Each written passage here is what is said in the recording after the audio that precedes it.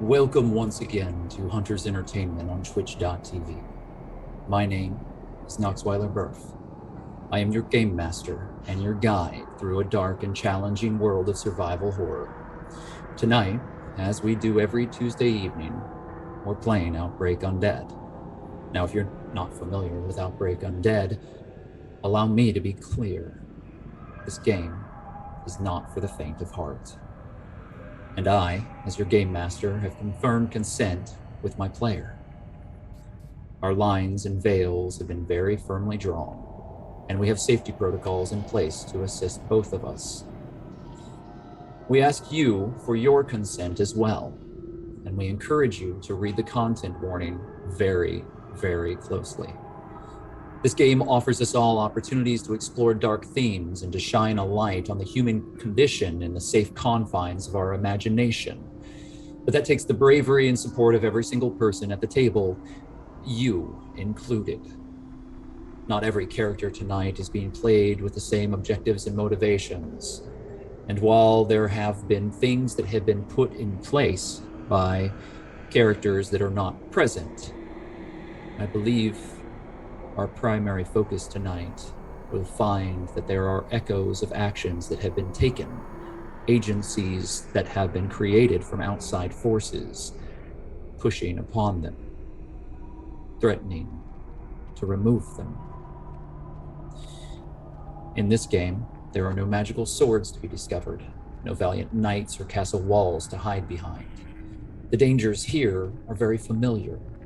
They're very much like those that we would find in our real world. However, the dangers of this world are long dead, an echo and a dying gasp of a civilization that looks so familiar. Still, in the greatest darkness, hope burns the brightest. We hope to show you that. We want to show you that. I would like to thank both JB Jara and Alex Hillman for all of their support. The entire Hunters team is responsible for helping to make this campaign happen, and simply put, we wouldn't be here without their stalwart support and the effort that they've put in behind the scenes here. We are very, very thankful. If you haven't already, we ask that you sign into the Scry program in our panels below. There, you will be able to engage with the communities of our apocalypse directly. You'll be able to take on the role of a survivor yourself, and you can help to divert resources and goods to where you think they are most needed. Your choices tonight will very much mean the difference between life and death. Not only for the player, but for all of the varied settlements in the Rag and Bone universe. I hope that I have shown you over these past months that this ecology that we're creating together, the story, it has many points. And if you remove one of them, like dominoes, the whole picture falls. Our tireless Undead moderators are in the chat right now, and they're prepared to help you by answering any questions you might have. They want to support your effort, but we ask that you give them the respect that they so richly deserve. If you enjoy this content, as always, we ask that you continue to make noise for us on social media. Help us to grow and bring more survivors into the fold. Our Discord is available to you if you would like to connect with others who enjoy this particular brand of dark ride. Enough of all of that, however. Allow me to introduce to you our player in tonight's little nightmare. Melee. You are alone. How are you? Ooh, I'm doing all right. I am melee damage. I'm happy to be here. And I believe last we left Rowan, she was running away from another one of her famous explosions. So, Another explosion, to be sure. Why don't you tell us a little bit about all the things that you do across the internet, and let's talk a little more about Rowan before we begin. You can find me on all the socials at whatever they are, /melee damage. I have a bunch of streams that I'm working on right now. I have to look at my calendar. They're all lined up. I have a Lord of Faerun is a stream that I do on Saturday. You can check that out with our wonderful DM, Eliza Pearl. And this Sunday, I will be on a wonderful little stream called Blood on the Bayou. And it's the Vampire the Masquerade stream. So definitely check that out. It's going to be very, very fun. And right now, also streaming online, I have a short film that me and my film crew did called Gaslight. And yeah, if you check that out, you can stream it, you can watch the whole thing, and you can vote for us. We can win an audience award. Amazing. What about Rowan? Who is she? Uh, Rowan is a really, really rough military girl that has grown up in a world both pre-apocalypse and post-fall. But I believe she enjoys the fall a little more.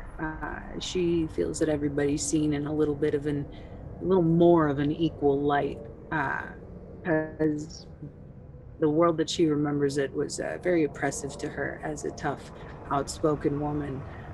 She did not always feel that the backlash for things that she said and did was warranted for what has happened to her in the past. So she's a tough cookie that's been held down by the system for a very long time, and kind of feels that in this apocalypse, maybe the tables are a little more leveled. It does seem that way. There are just fewer people everywhere. Certain prejudice had to go extinct with most of the human race. And you've proven yourself.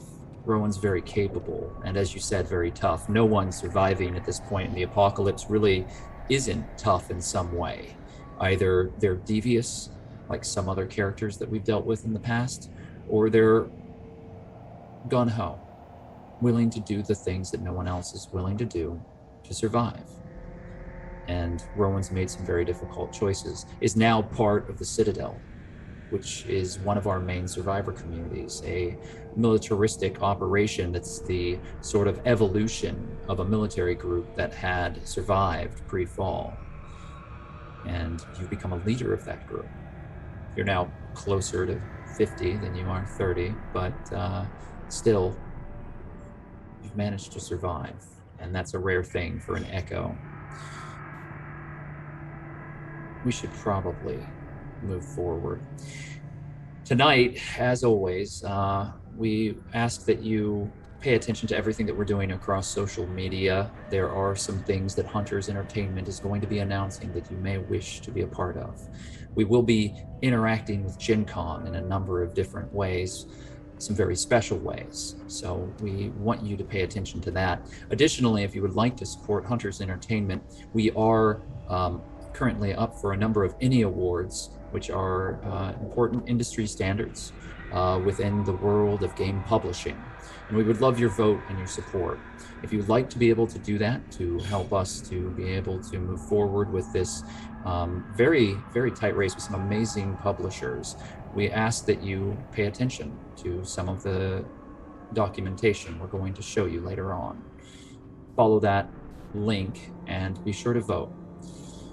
Finally, if you would like, we have, in a way of thanking you and to reward each of you for your support of Rag and Bone over these past few months, we have been creating free content Friday on Drive-Thru RPG. And if you haven't already, you can go to Drive-Thru RPG and you can download a number of supplements that we've created for Rag and Bone Ground Zero. It is absolutely free, and it'll give you an intimate introduction to the world of this campaign. Again, it's just one of the many ways we want to thank you for helping us to create this campaign and for helping us to grow it so wonderfully. Tonight, there has been some support. There was some support last week. I'm happy to announce that May is going to receive an additional competency point. Now, if you would like to help the survivors, all you have to do is help to encourage those subscriptions and other scry time usages to be reached. And all you have to do is interact and speak to our moderators. They can explain to you how to do this and how you might be able to assist each of the survivors here tonight. Trust me, every competency point that you secure for them is another opportunity for them to bend fate in their favor. Something that I think tonight is going to show very clearly. That's everything, at least for now. The road is long and it's getting dark. We should get moving. Don't go anywhere.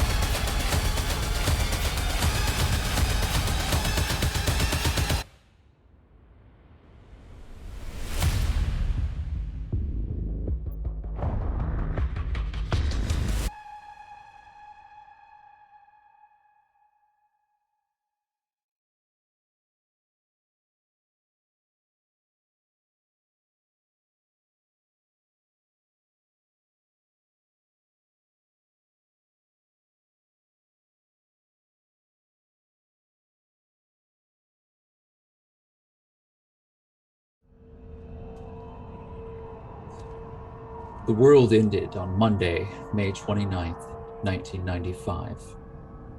The sky fell, and the dead would not die. Civilization quickly collapsed, and the sickness spread like lightning to the even most remote reaches of the world. They called it many things, but it started out simply as another round of the flu. It became something far worse. H195, commonly known as the Reaper's Kiss, the legacy. It was deadly. It was quick. It was unstoppable. Those who caught the virus withered away.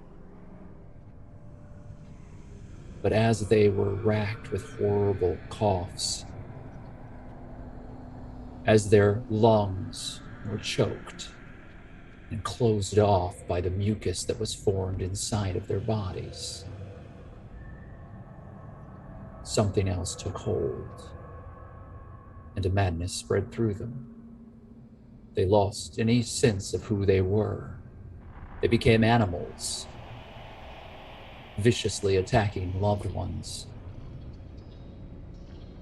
hungering always for human flesh. Those that died did not lie still. They spread the infection. At first, it seemed as though no one was immune to the airborne strain, but eventually it appeared that 0.01% of the population had a natural immunity. However, even those lucky souls couldn't withstand a concentrated introduction of the virus through a bite or even a deep scratch, any sort of blood-on-blood contact.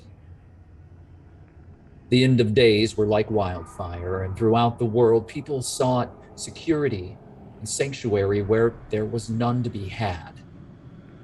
Entire cities burned to the ground. Chaos reigned. The streets were filled with the walking dead. But miraculously, some survived. Some people managed to survive in the heart of the storm. And for the next 25 years, life struggled forward. The world now is a fractured place, devoid of large cities or infrastructure. It is fractured, but some still seek to make civilization anew. There are small and scattered outposts and settlements across what was once known as the Midwestern United States. Rag and bone merchants work to create a network of support for those small communities. They bring food, water, and medical supplies to those that need them most. The Enders Line is one such group. They use railway tracks to connect the small groups of people together in a thin thread of hope. They are a lifeline in a world that now belongs entirely to the dead.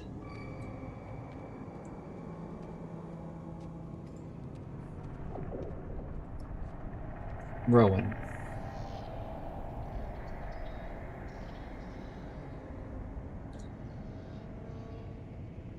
The cable box on the television is on the fritz again.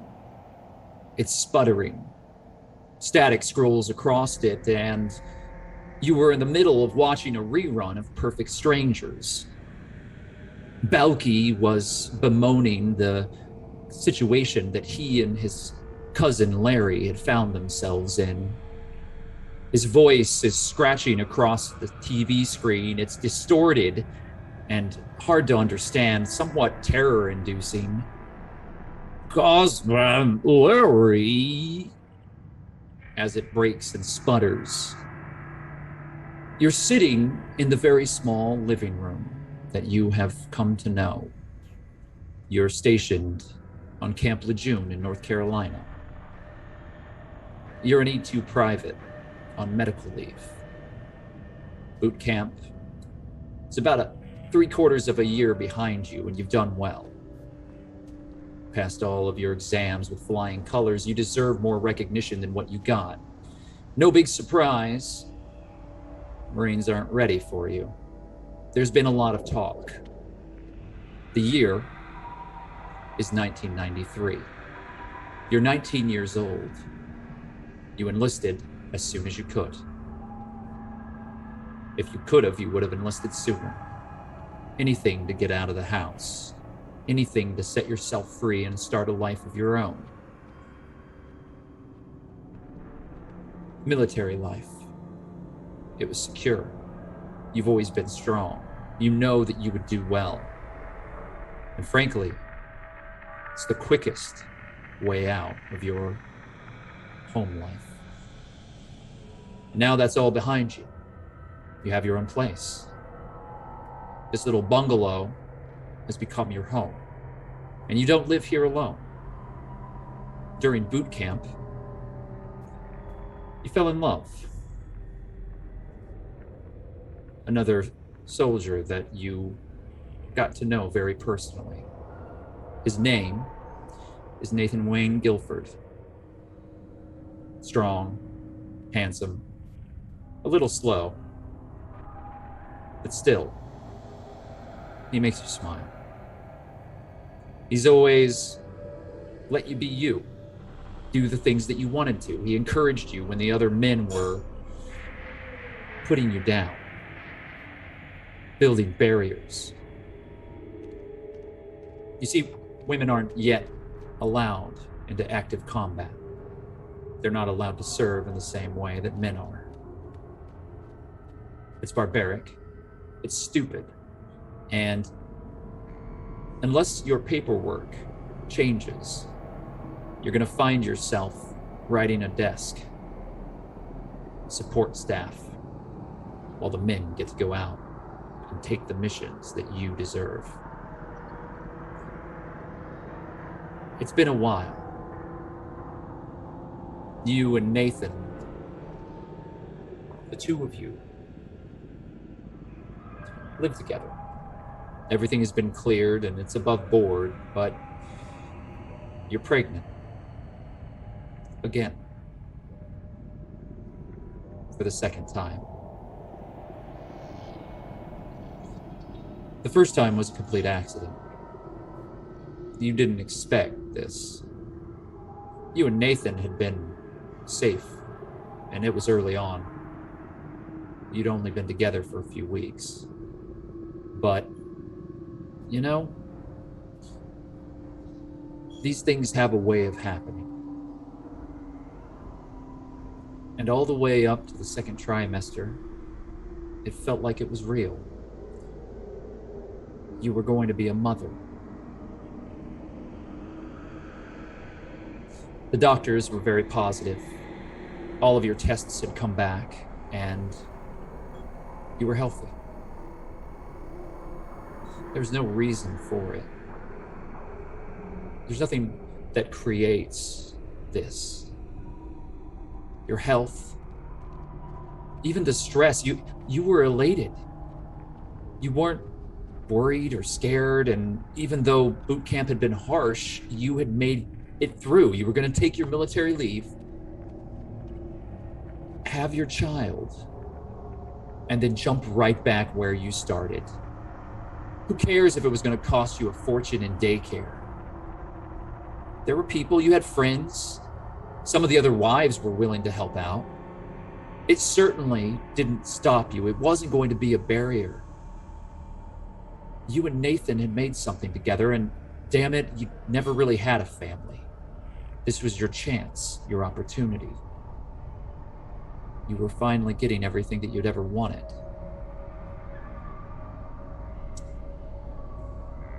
But then you woke up,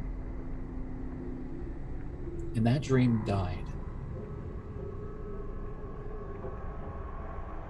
There was blood everywhere. The sheets were soaked.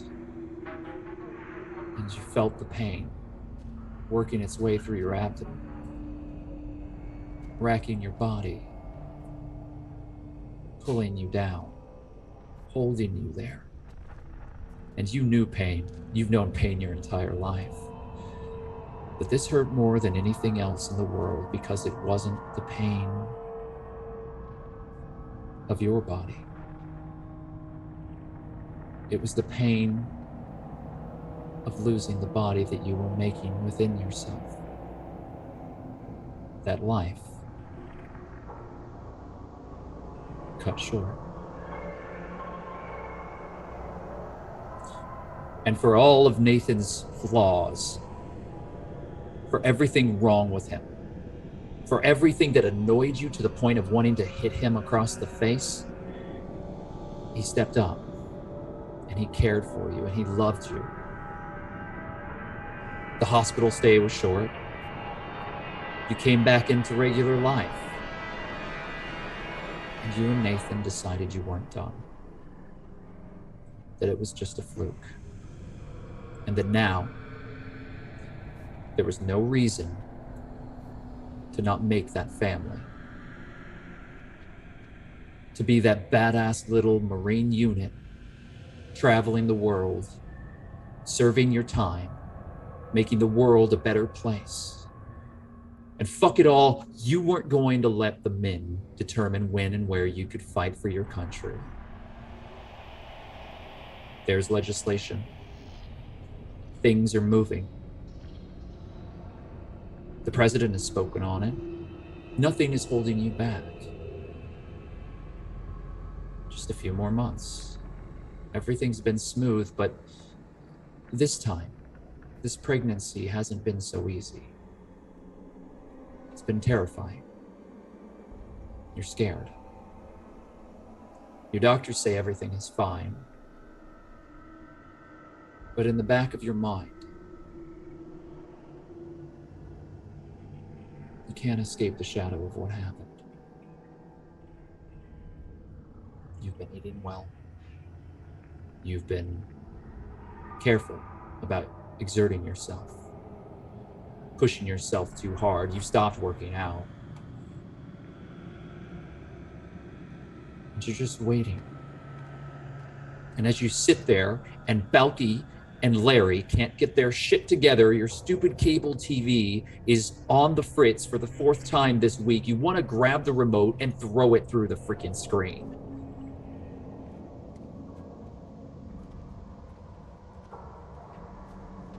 Tell me what you do. Tell me about your life in this bungalow while Lance Corporal Nathan Wayne Guilford prepares to serve his country overseas. What do you do within these walls?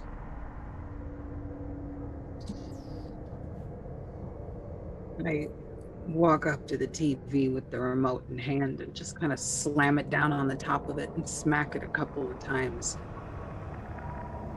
Just break down into tears.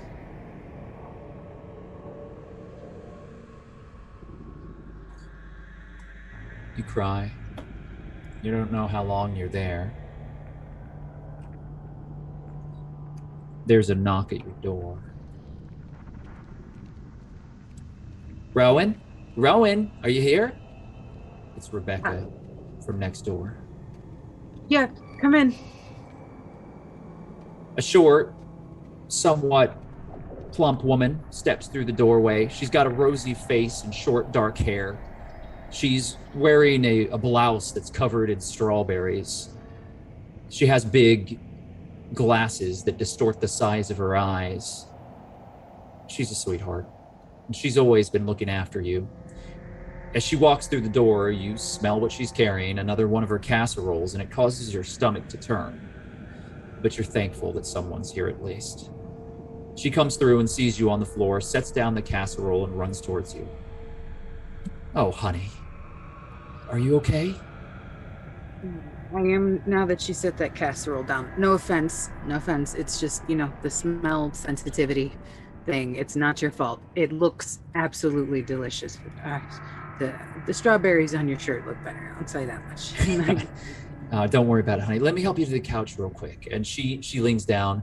Yeah, Ed's always saying I need to do better when it comes to those casseroles. He tries to eat them. I mean, he's a soldier, right? But you can see on his face that he'd rather be on the war zone. And she sets you down on the couch.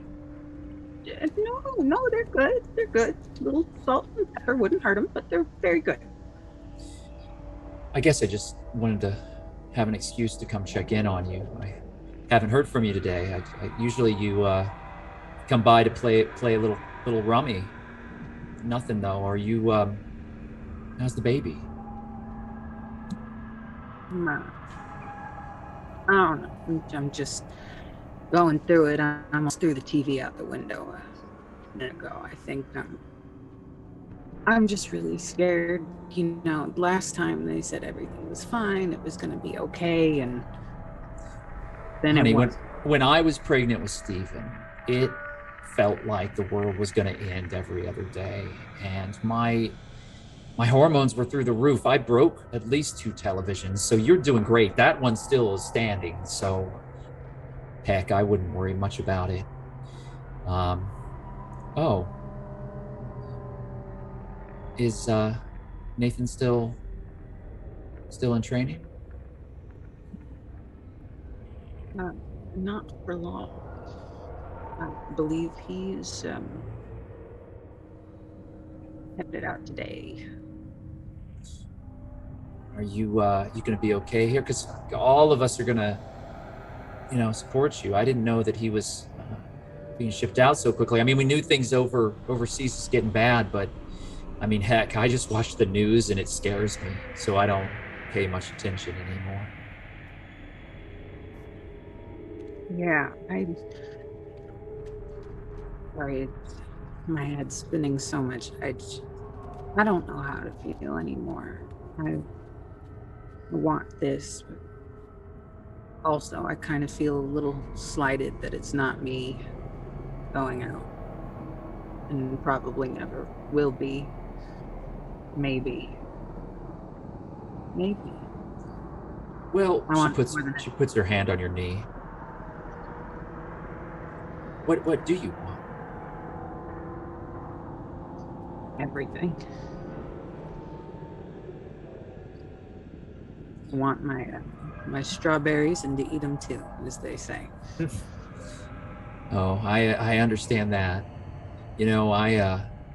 I wanted to go to college and wanted to be a writer, but Ed swept me off my feet, and before you knew it, it just sort of settled in that, I'm 24 now. I mean, honey, you're only 19. You're just a baby. And you've got so much ahead of you.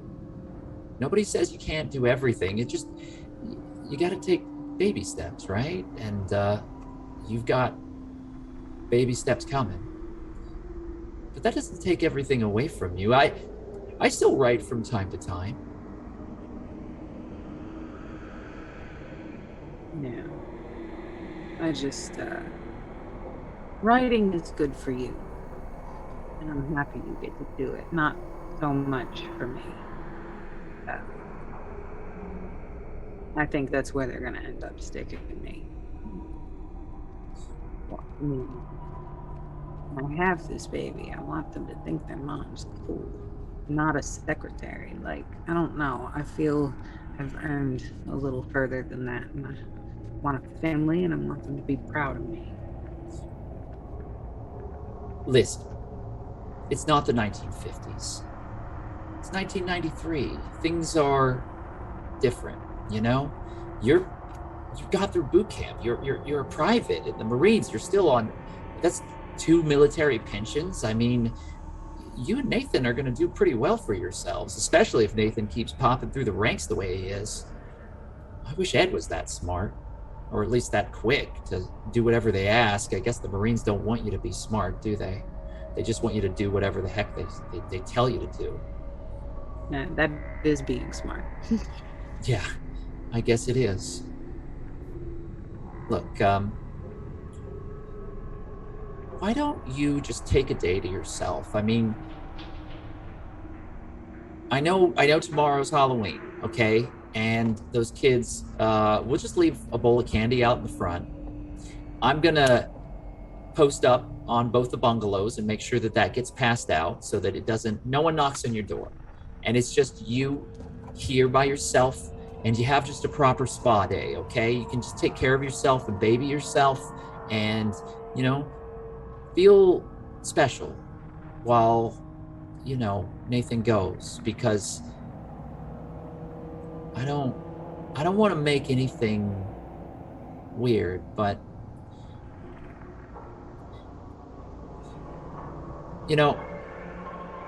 Ed's been gone for about a month now, and there's a lot of talk about what's happening over there, about oil and blood and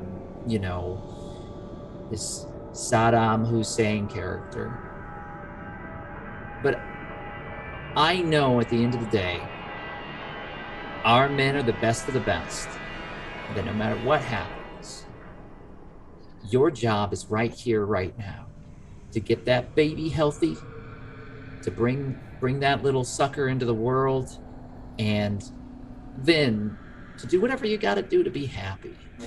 But, Nathan can't do this part for you, but we can all support you while you do it, Thank you. I really do appreciate that. And I'm sorry to be such a burden. I know I'm going through it. I should be happier about all of this. It's I think I'm just so scared from last time. Well, here, this is a CD of mine I thought you might like. It's pretty good. Her name's Alanis Morissette. I think you're gonna like it. She reminds me of you. She's a badass. And I think maybe if you just relax a little bit, recapture what it is you're afraid of missing out on, you'll be okay. Everything's gonna be all right. You're one of the sweetest, kindest people that I've ever met.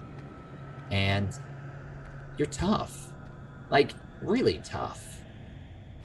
I'm so proud that you're my friend, because you're changing things. Like, there aren't many women doing what you're doing. And, the time will come. Maybe not right away, but soon.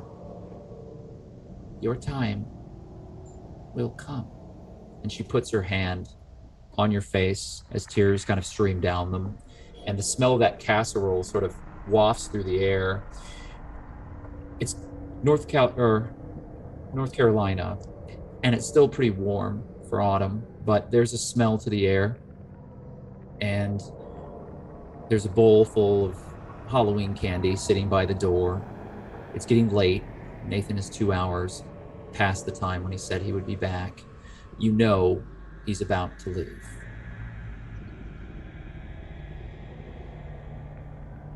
This life is inside of you.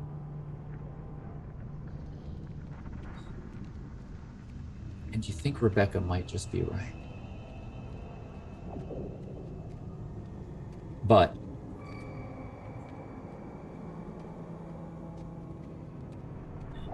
in your current life, Rowan, for some reason you remembered her hand on your face. The lies that she told you. Everything that you were. You hit your head pretty hard, falling down that ladder into the infrastructure underneath the citadel. Another explosion. This is your life. One fucking explosion after another, rattling through the timeline of who you are. They define you. They did overseas. They did in your personal life. They did in that old house that you grew up in when the gas main went. Everything in your life explodes sooner or later. And you're lying there on the ground. There's a ringing in your ears, and blood is trickling off your forehead. Your arm hurts. You've got scrapes and bruises, but you're held together. You're in one piece.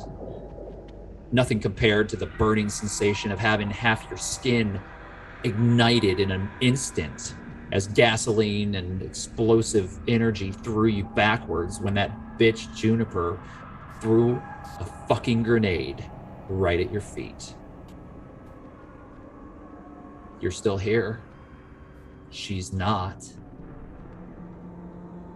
Now you know about what's happening in the Citadel. Omar was a necessary casualty that you didn't want to take off the map, but you had to try to save Faith, but now you don't know if Faith can be saved. Riggs found out about Camilla.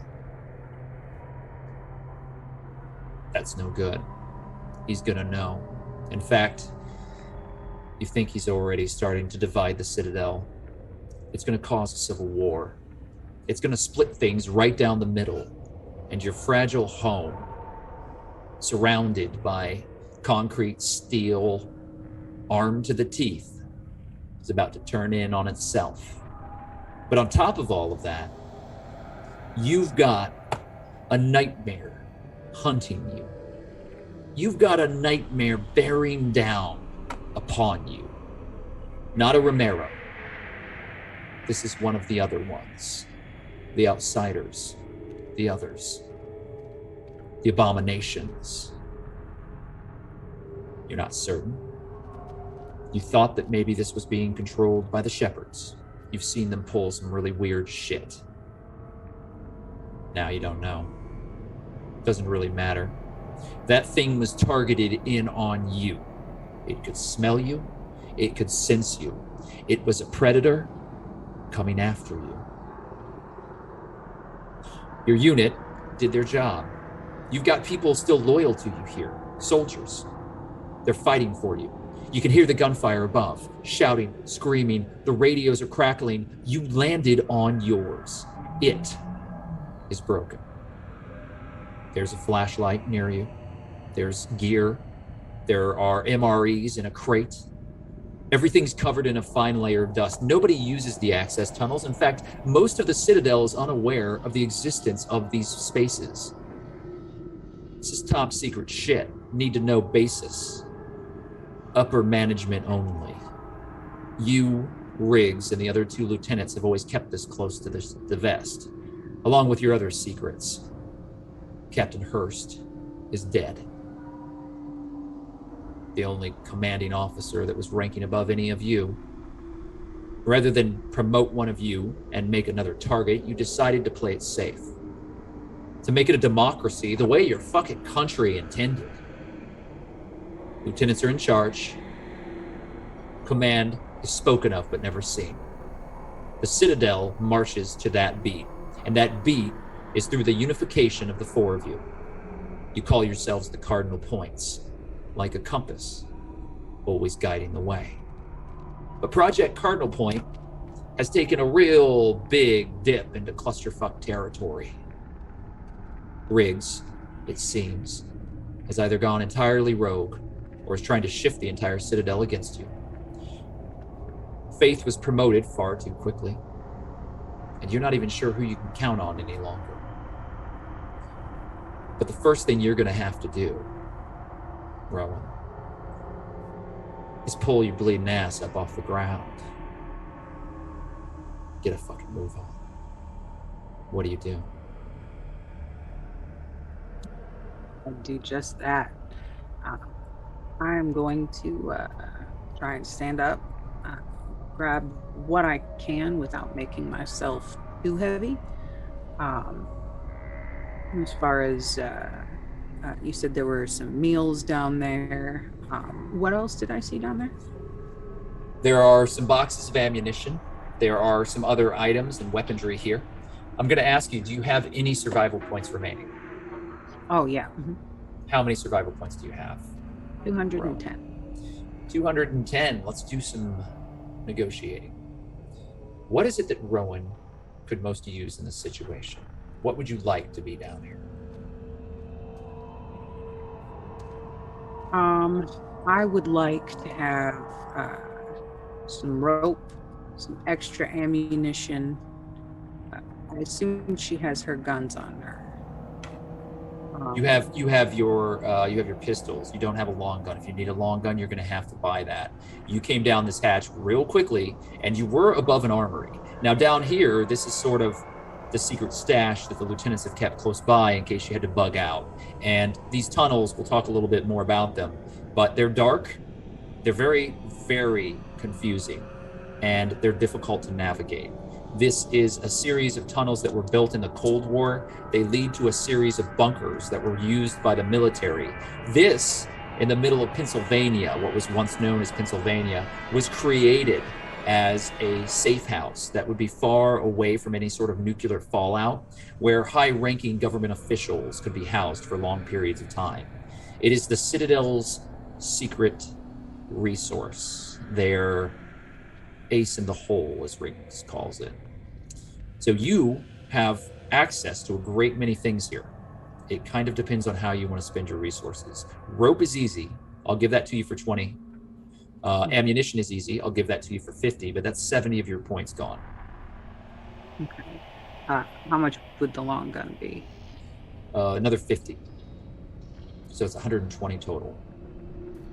All right. I think on top of that. If you need suggestions as well, I can give you some options. Yes, that would be great.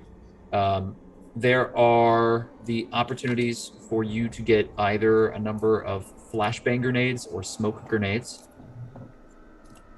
That sounds probably a flashlight, if possible, since it's dark down there. Yeah, the flashlight is pricey. However, I will say that last session, your friends in the ether gave you a great amount of help. And they're helping you right now. Or they're hurting you. It's their choice. The flashlight, I'm not going to charge you anything for. It's not for you to decide how effective it is. However, flashbang grenade, smoke grenades, a crowbar, toolkit, and a citadel sword can all be yours. I'll give you a number of each. If you give me an additional 75. It was 120 plus 75, yeah. 195. And then you'll have a few left over. Perfect. So you have a citadel sword. It is a ×3 modifier. I don't know if you still had yours, but you do have one now. You are wearing Citadel armor anyway. It's saved your ass more than once, so you don't need that. However, it's still holding up. You have a crowbar and a toolkit, which might come in handy. You also have 3 smoke grenades and a single flashbang. Yeah. Because I'm feeling particularly generous, I'm going to give you a combat knife as well. Thank you. And yeah, with that, I will we'll head down the tunnel. I'm going to try to head to see where I thought some of the other guys and some of the other buildings might have been. Like I know that I told them clear out like 10 seconds so that I could go the blast, set the blast off. But where I would think that the bulk of them would have ran to if one of the tunnels connects to one of those buildings where I know that they're going to be is where I'm looking for. There's a command HQ. It is a flat series of administrative buildings. It's in the center. That would probably. It's also got the canteen and the mess hall attached to it. So it probably is going to be where anyone bunkers down. It's typical Citadel protocol to move inward and to keep your defenses strong on the outskirts. So they're going to fight their way back. If something has breached the wall, you know that they're going to focus fire and let others start to consolidate. Any sort of infighting that might be happening within the Citadel, I guarantee you it has stopped, and you're certain of that. They may be at odds currently. There may be some talk about upheaval within the community, but you know for a fact that the Citadel doesn't fuck around when it's threatened. And so you know your soldiers are doing everything they can. You heard fire, gunfire, and you heard a lot of action happening above ground. So you're assuming that whatever you did with that blast might have damaged that thing, but it did not stop it. So you are starting to move back. If you had tried the hatch, you would have found that there is no way in hell that you're going to open that hatch. No way to enter into it. You are stuck down here. You'll have to find another exit. So if you're going to start moving towards the main campus, you can. Your other options are to start moving towards the outskirts of the wall. There are passageways that will lead you outside. You want to move inward? Actually, since she still hears the gunfire and can tell that she didn't kill it, I think she would move away. She would actually move towards the outside instead of towards the rest of the crew. Trying to find another exit so that you can pop back out onto the surface? Is that your goal? Yeah, and not put them in danger. Interesting. Okay, well, I'm going to make a couple of rolls. I would like for you to make a navigation check for me, please, Rowan.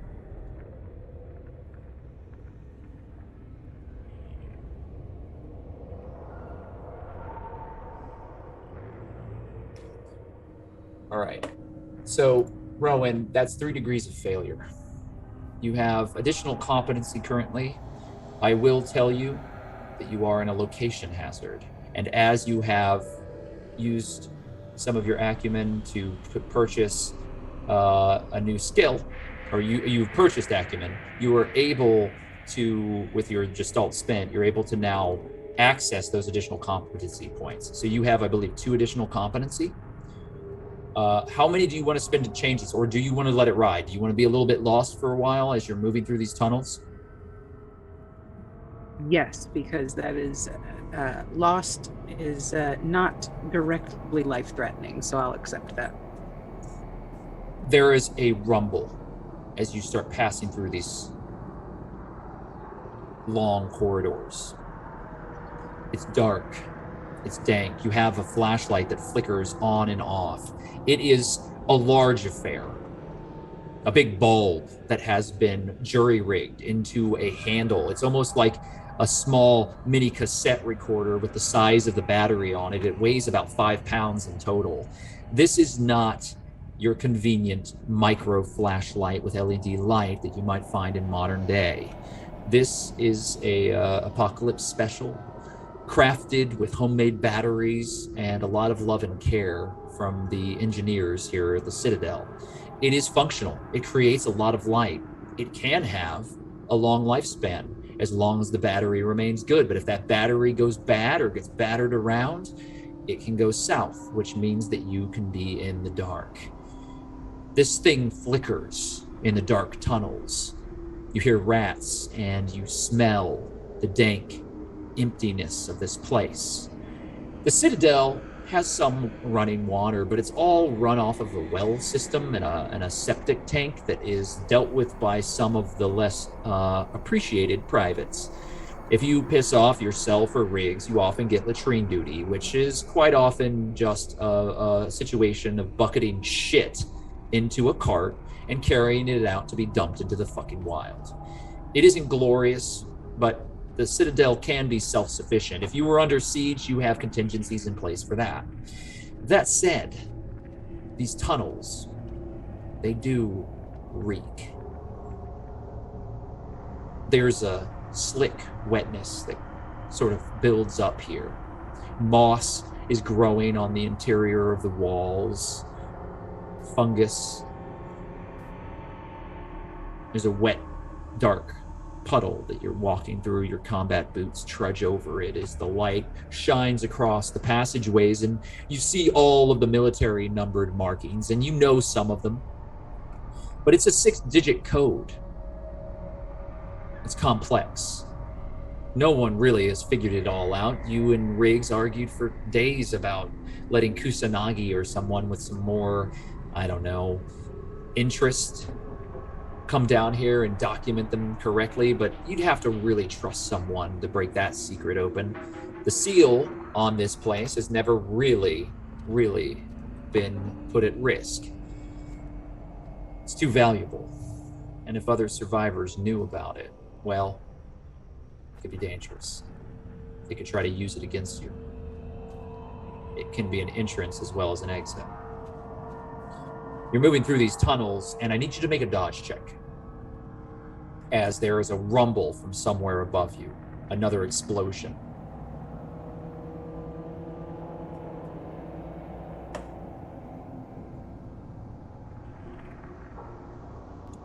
One degree of success. You just barely managed to throw yourself backwards, Rowan, as pressurized steam from a boiler that is used in the building above you breaks and presses out this spray of hot water. Oh, shit. You're going to have to turn back unless you can find a way to shut off that valve. It's filling this entire area with burning hot mist. And it's also, going to be drawing power away from one of the buildings. You hear generators start to sputter, and they could overheat if they're not dealt with. Everything here at the Citadel is well maintained. These pipes are old, though. There's a very small group of individuals that help to maintain them, and you are not one of them. Tell me what you want to do. She will try to find a way up there. This broke through, like, the ceiling or the wall? It's above you, yeah. It's like a pipe that just cracked, and all of a sudden this pressurized hot steam is blowing and billowing through the entire place. If she knows how to get up there, she will try to do so to see if there's anything she can do to fix it. All right. You're going to have to try to climb up a series of pipes, and you're going to be hanging from the ceiling for a minute, but you can try. You can make a climb check to start with.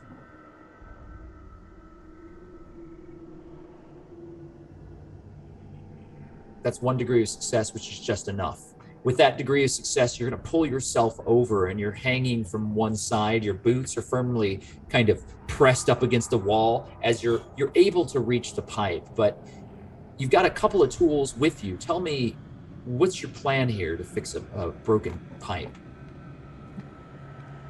What does it currently look like? It's completely busted through? No, it's cracked. It's just a crack. Yeah. But it is, you can see the bend in the old kind of rusted out steel. It's got a bit of a bow to it, and the belly of it has cracked through the middle, and there's the steam just kind of pouring out of it. And you're sweating bullets because you're fucking too close to this thing. In fact, your skin is starting to burn.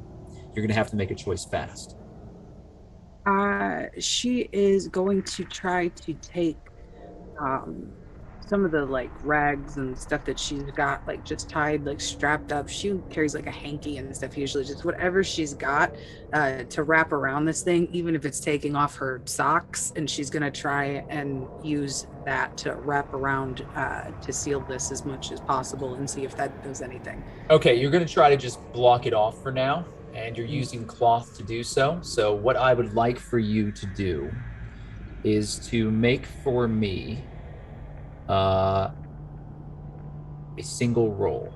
And I don't feel like this is going to require an expert skill. You're not really trying to engineer this back into place. So I'm going to allow this to be a little more intuitive, but it also is not going to be as effective. Make a lift pull check for me as you are trying to more or less strong arm this breach in this pipe closed. 4 degrees of failure. Do you wish to ride those 4 degrees out? I feel like 4 degrees of failure is going to give me a very serious injury. In which case, I would like to lessen that by using my 2 location hazard competency points to make it 2 degrees of failure. Okay, so you're going to use 2. I would bring it down by 1 if I were you. I'd only drop it by 1, taking it down to 3 because it won't be catastrophic. It's still going to be pretty bad either Okay. way. All right. So you drop it by the 1. And what that's going to mean is that the pipe breaks as you fall down. You catch yourself, you jolt yourself down to the ground. You've only fallen about 6 feet down. It jars you, but you've taken worse today. So you recuperate and you gather yourself. And now you see that there is hot water that's spewing out of this pipe and filling up one whole area. And it's just spurting down. And you know that pressure is going to eventually have to end. It's not going to continue forever. There's going to be an end to the pressure within those pipes. However, you don't know how long you have. As after the explosion that rocked everything above you settles and you drop to the ground, you hear the sirens and the alarms from above. They're muted. It sounds like it's 1,000 miles away. But then you hear something else further down the tunnels. Breaking of steel. A clatter that rings out over the steam and the pouring water as it starts to fill the bottom of this tunnel.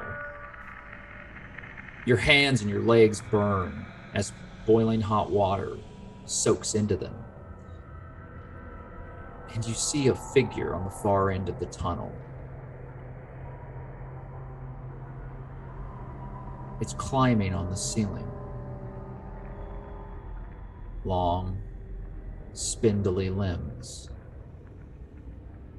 Craned, long neck.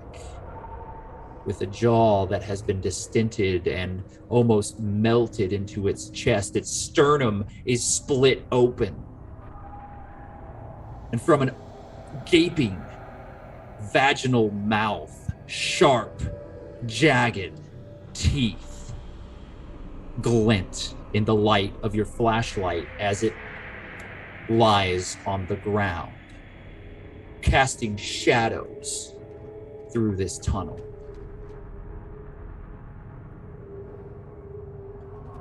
It moves silently,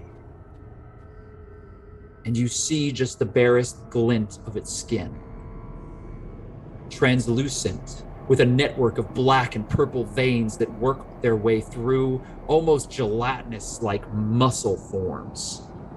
Its face is skeletal, pulled taut, its eyes large, black, empty things. But they're looking right at you.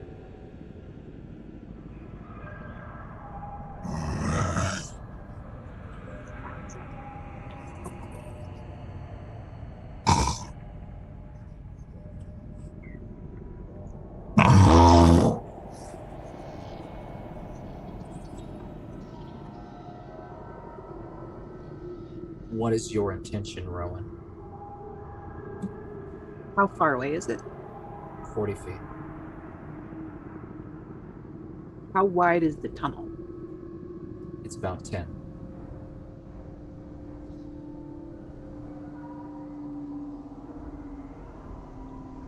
Um, Rowan is going to try to, and it can see me, so sneaking is pointless at this point. Like, it's got eyes on me. Um, she's gonna try and get it to run towards her, and she's gonna move a little closer to the steam to shoot at it, so that when it charges towards her, and she's gonna try and dodge out of the way once it starts coming towards that steam, hopefully getting it to run into something that's going to burn it, and also kind of do-si-do past it to get out past it. Are you trying to go the direction it came from, or are you trying to go back? The direction it came from. Because it got in somehow, right? Mm-hmm. Good thinking.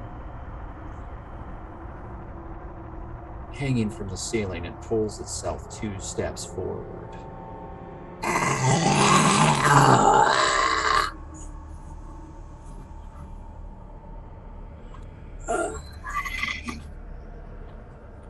Welcome to my turf now, you sorry son of a bitch. And she's gonna shoot It starts moving very quickly, yeah, and then it just like a bullet out of a gun. It starts running with impossible speed across the ceiling, climbing closer and closer to you. You're gonna shoot? Go ahead and make your long gun. Yeah, I'm gonna shoot it. This is your long gun, right? Yes. Okay, so go ahead and make your long gun check for me as you fire. Damn, Rowan, that is 4 degrees of success. That is a critical success. You are firing. Can I use a competency point to make it 5? Will that make it much better? That is a headshot. I would like to do that. I'll use one. Okay. The bullet rings out, a single shot. You shoulder your weapon and you fire. You breathe. You're fucking Rowan Karloff. And you're done with a single pop. You watch as the bullet enters in through the temple of its forehead, creating a large black hole. And then the rest of its skull explodes outward as bone and brain scatters itself across the tunnel ceiling. It drops to the ground and it jerks and jolts there as the steam blows down in front of you. Between the two of you, this opponent is on the ground as its body contorts and flails.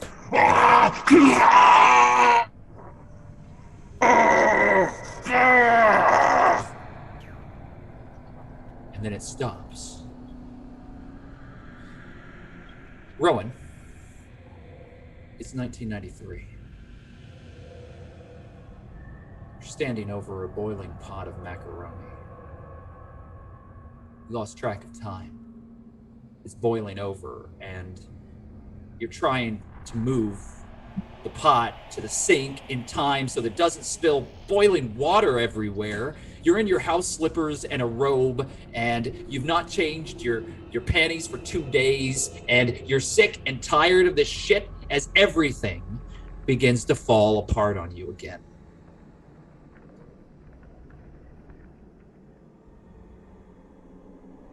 What do you do?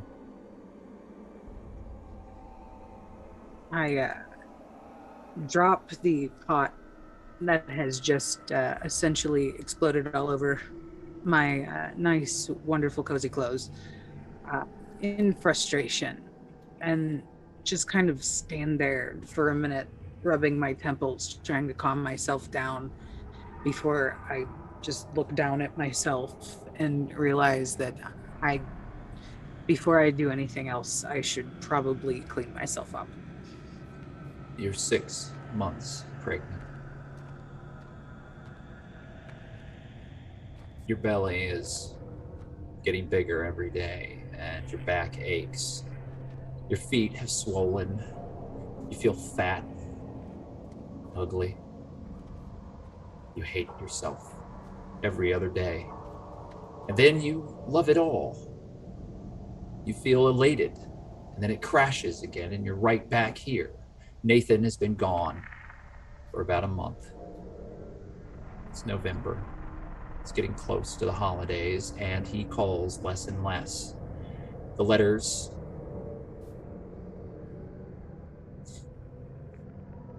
supposedly America Online is easy out there, and they have been trying to help the soldiers keep in contact with families, but that shit doesn't work.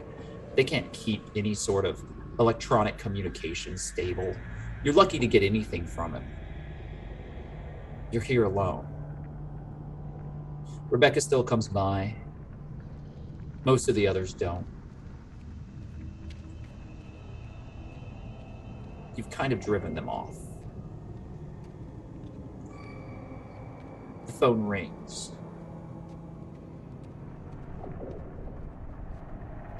Hello? Ms. Karloff? Yes? Rowan Karloff? Yes, who's this? You're listed as the girlfriend of Lance Corporal Nathan Wayne Guilford, is that correct? Yes?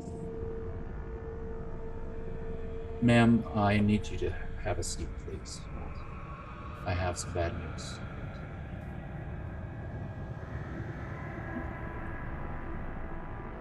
I just dropped the phone. And that is where we're going to take a break. We'll be back in 10 minutes.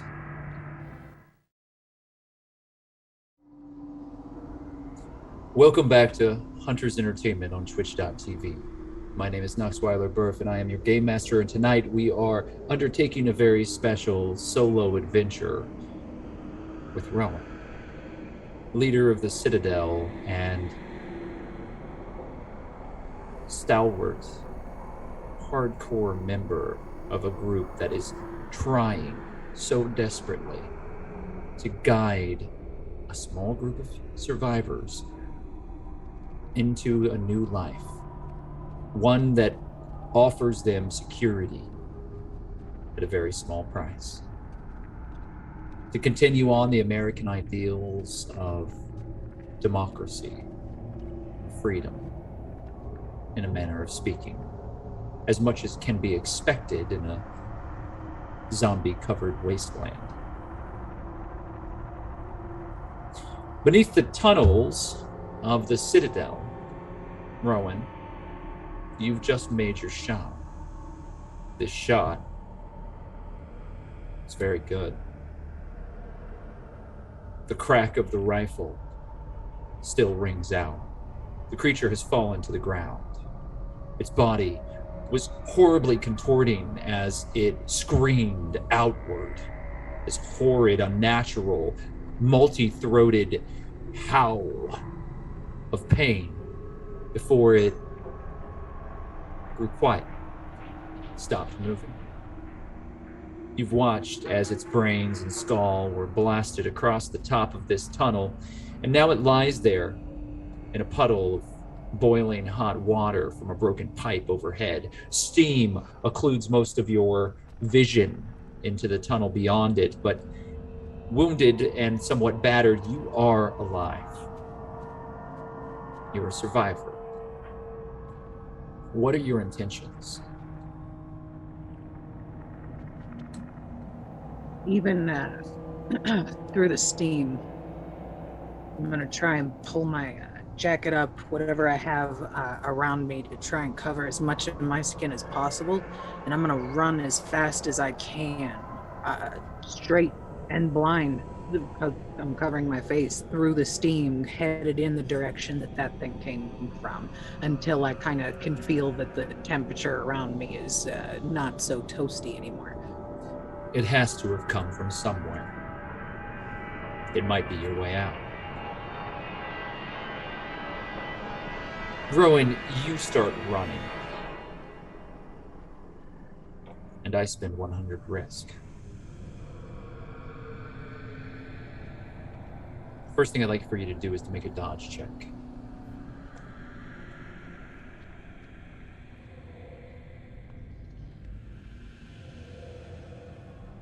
Three degrees of success. You cover yourself with the jacket, You have your equipment, your gear, everything that you gathered from that small little safe house deeper in these tunnels, and you start running forward. You pass through the steam. But just as you cross out, you begin passing by this creature, this abomination, this nightmare. It lies there, still and unmoving at first, but as you run past, your combat boots splashing through the boiling water right next to it, the black ichor that is seeping out of its horrible wounds, filling and mingling with that water. You watch as its body contorts once more and its arm shoots out, grabbing for your foot.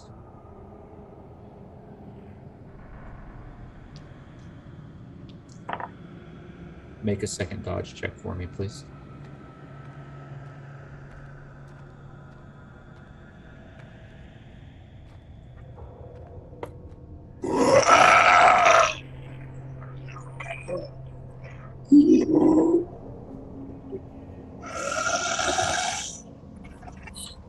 Its head raises up and you watch as its skull, gaping open, half of its head and face removed, an eye completely gone. You can see through it with your flashlight. It shines the light all the way onto the back of the wall next to you. As it pulls itself up, you have 2 degrees of failure on your dodge. Do you wish to ride this out? No. I would like to use 3 competency to make that 1 success, if that will help me. It will help you. How many competency do you have remaining after this? 4. With 1 degree of success,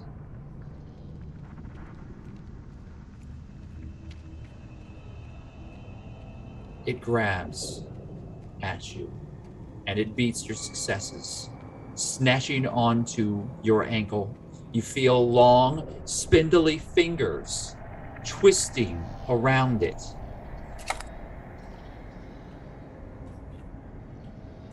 You stand there.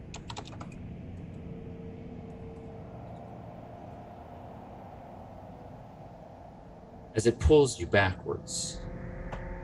I need you to make a lift pull, please.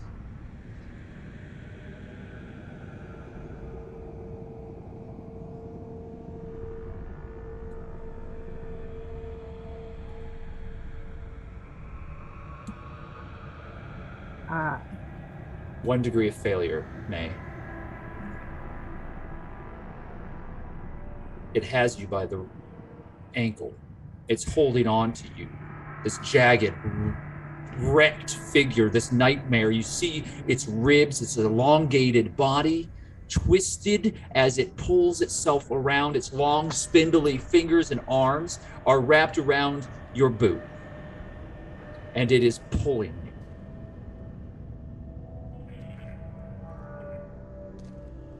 You have 1 degree of failure. You have 4 competency remaining, and we're not done. We have a long road ahead of us. You have some difficult choices that you're going to need to make. What do you want to do?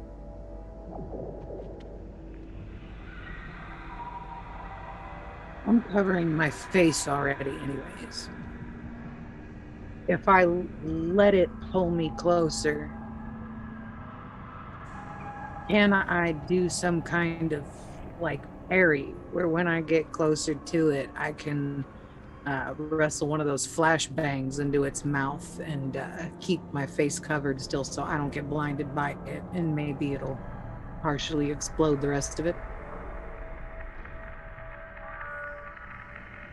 So instead of trying to pull away from this, which you've already failed at with a 1 degree of failure, you're going to allow it to hold on to you, and you're going to try to use a flashbang, your only flashbang, in fact,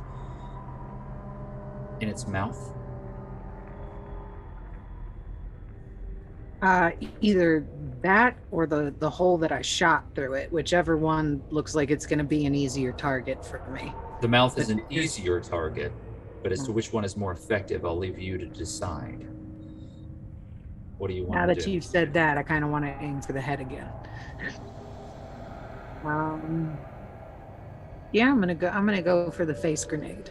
It's gonna be Rowan's new signature.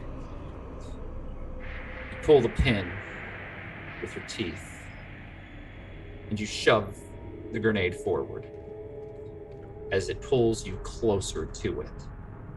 Now, this is excessively risky. You are engaging, wrestling, in fact, with this sentinel. This thing, as I've described it time and time again, is barely recognizable as anything human. The gaping hole that is its chest, its mouth, is splayed with sharp, jagged, drooling teeth. Its tongue is lolling out of its body. Now, only one dark eye is affixed upon you. Wrapped around your ankle, it pulls you back. You pull the pin, you turn, and you shove it forward. This is a very important role for you.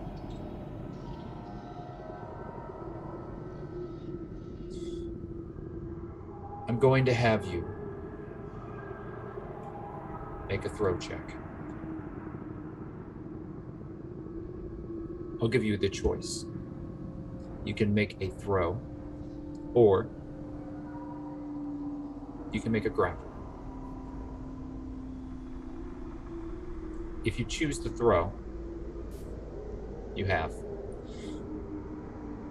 Rowan. That's 3 degrees of failure. I'm going to make a roll.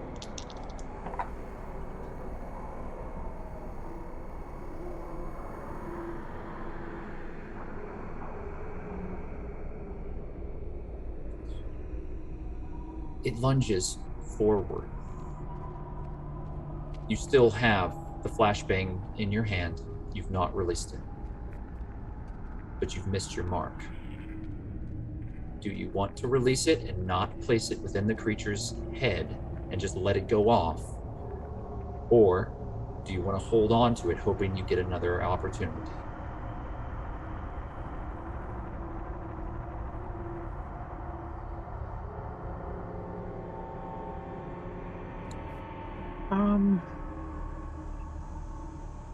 I'm gonna let it go off. I'm gonna drop it and let it go off.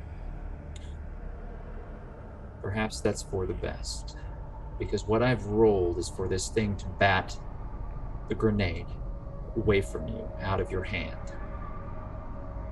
One hand, one long, spindly, spider-like clawed hand is wrapped around your leg, pulling you backwards as you turn around and you spin with this flashbang grenade in your hand, pin pulled.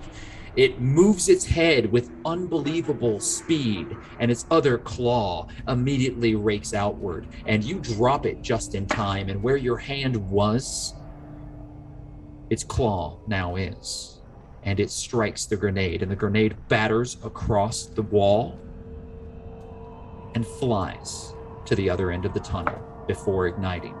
And there's a loud blast as the flare ignites. The entire space smells like sulfur, and you immediately begin choking on the smell of it. It was close enough, but the question is, are you also blinded? I'm going to let you make a composure check. Do you close your eyes quickly enough?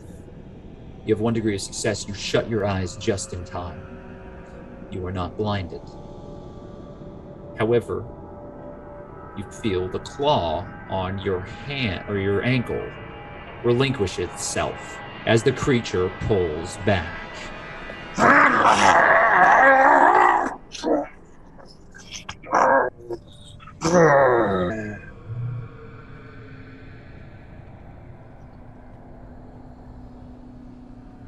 What is your intention? You're free. I would like to try and shoot it in the face again.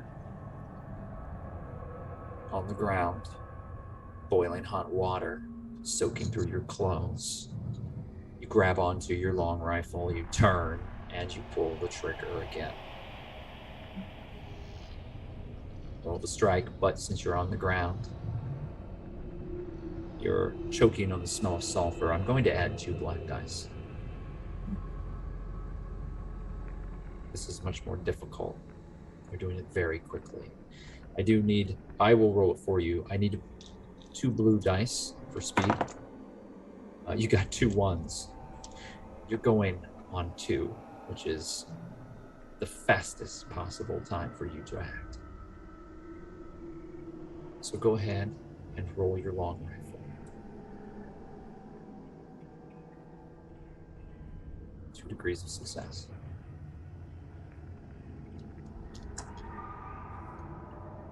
The creature is blinded. It pulls backwards. You fire. The gun echoes through the tunnel.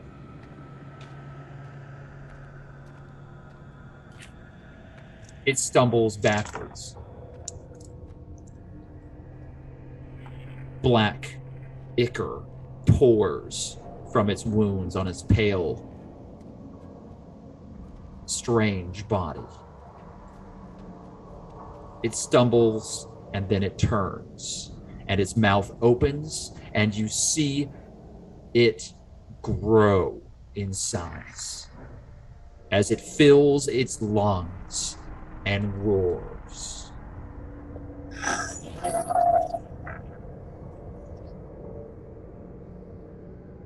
Still standing. It doesn't direct itself at you from sight, but you know that it has some preternatural ability to smell you. Your scent. That's how it's tracking you. Even over all of this, the steam, the hot water, it's tracking your smell. Blinding it will not slow it. You said there was a shitter tunnel around here somewhere? There is.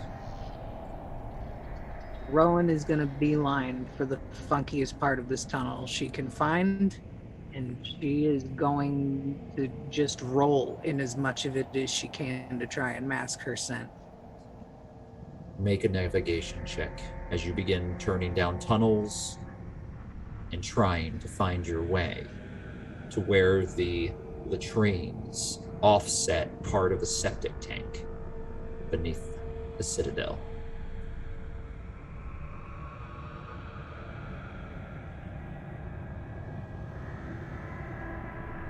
Three degrees of failure. That doesn't mean that you don't get there.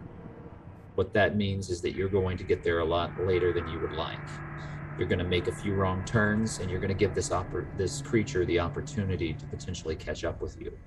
Do you wish to spend any of your competency to lessen it? Because every degree of failure is going to give it another opportunity to find you. I'm going to roll 1 time for every failure.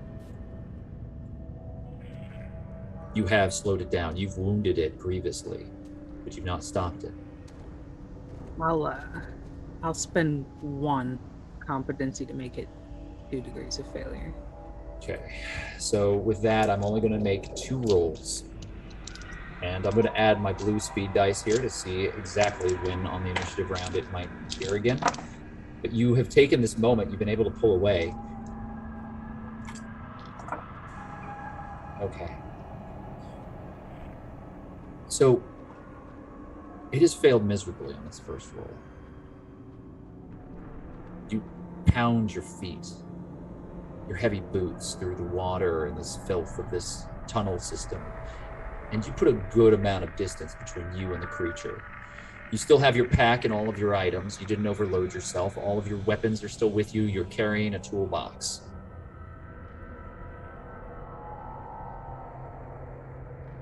You run past a portion of the tunnel system that you immediately recognize. It's above the brig. There's a generator system that has been built into it. Part of that generator system is backed up here. Again, very few people know about it because, frankly, you can't trust everyone. And what they don't know can't be tortured out of them. But the backup generator for the brig, which is the jail enclosure that you killed Juniper in, you've taken a wrong turn. It's directly above you. That generator, however, looks like it's been tampered with. It's sparking, running irregularly. There are pools of oil that are leaking out here, and there are a few cans of biodiesel. Do you keep running? You know where the latrines are now.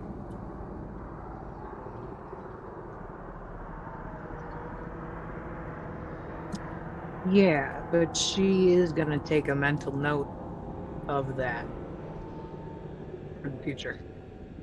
If there is. Right. 2 more tunnel turns. However, as you reach the section of the tunnel that juxtaposes the septic tank, your flashlight sputters. Maybe it was the water. Everything goes dark for a moment, and then it goes out. I'm spending 20 risk. You're in a new location hazard.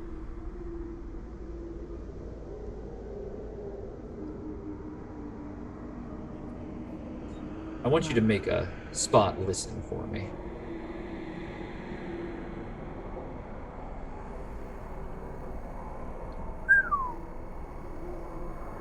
I don't hear a damn thing. 5 degrees of failure. The sound of that generator still in your ears, the shrieking of that creature. You've taken a number of hits on the head today. It's no surprise you don't hear it as it's coming up to you in the dark.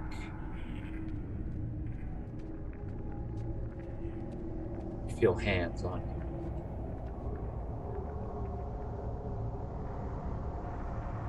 And then you see it.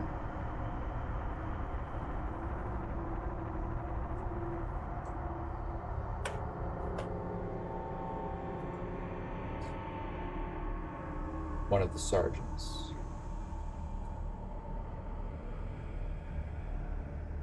Jake Samuels. But he's dead.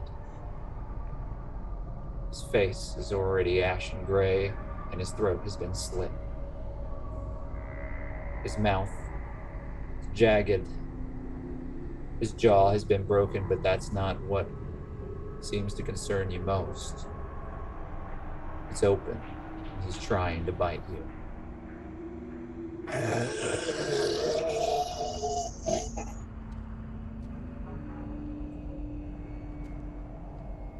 You're not alone down here. In 1993, however, things were different.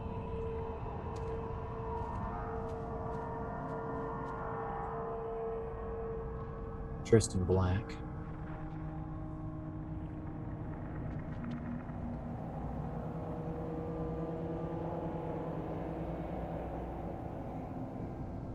you guess he was in the box that they sent home. But they lit it on fire and then put him into an urn. You didn't get to keep it. His mother took it. You were just the girlfriend. They told you that they would call and check in on you, but they didn't offer you anything else. Didn't offer to come and see you when the baby came. Nothing. His mother never said it outright, but You know she doesn't like you. She never liked you. And that somehow it got into her head that he wouldn't have gone overseas if you weren't with his baby. And the two of you weren't careening towards a shotgun wedding, one that, frankly, you didn't even want. It was his idea. He bought you the ring. I mean, you were already into the second trimester when that went down. Right before he left, he proposed. Now you're alone.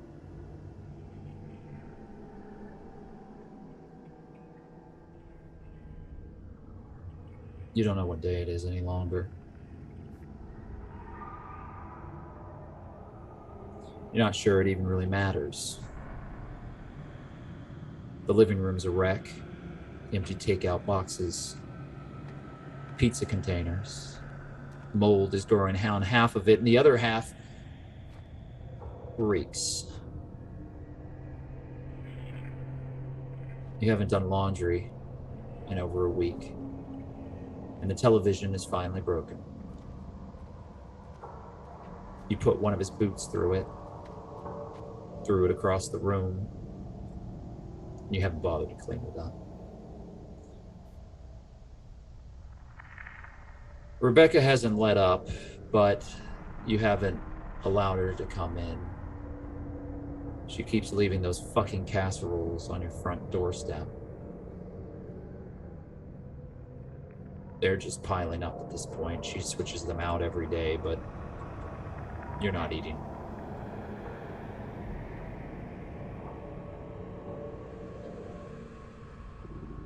Tell me, Rowan. You're a 19-year-old girl. You're enlisted. You're on medical leave. This bungalow that was once paradise for you and Nathan, it's become a prison.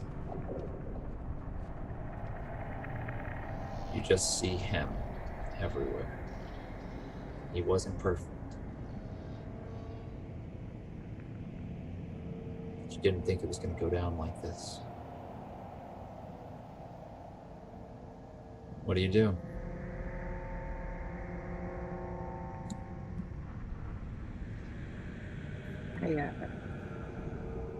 I look around at everything in the house. The bungalow is a standalone building, correct? It's not attached to anything? No, it's standalone, but there are lots of these little shoe boxes that are just a few feet apart from each other. They're effectively little condos or little apartment units, but they're situated in such a way that it makes a little community with a playground in the center and a swimming pool, all of them circling around it, and all of the military families that are stationed here get the sense that they're living in perfect suburbia. It's much more institutional than that, though. You see the jeeps driving through from time to time. Military police are always making their rounds. Everyone's wearing fatigues constantly. Any of the stores that are close by are only servicing those from the base. The bars have the same people in them. Everything's the same, day after day. There is, I guess, some comfort in that.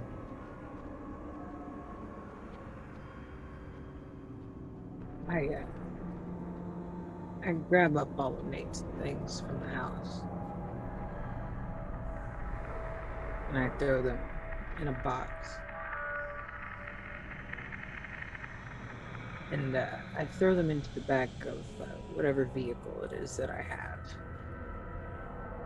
And I do this as quickly as possible so that my wonderful casserole bringing friend doesn't try to stop me on my way from the house to the car. Fair enough.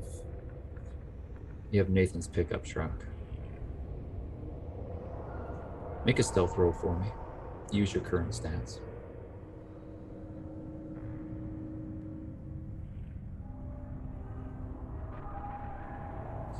Gather your things up. Put all of him into a cardboard container, right? Just his stuff? Yeah.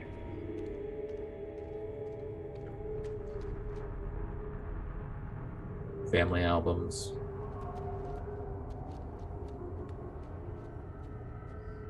Video game console. Flannel shirts. Torn up old jeans. CDs filled with horrible music that you don't like. It's cologne. That hoodie that you always wore. The one that he put around your shoulders on that first day.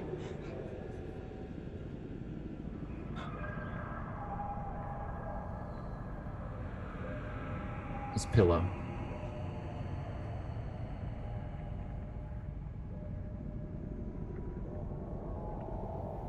There's a photo of you and him on the wall above the television, the one that has his boot in it. Do you want to take that down too?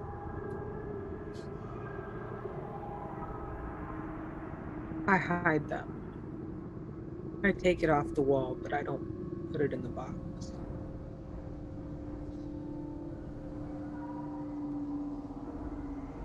I tuck it in a little part of my wallet in the back.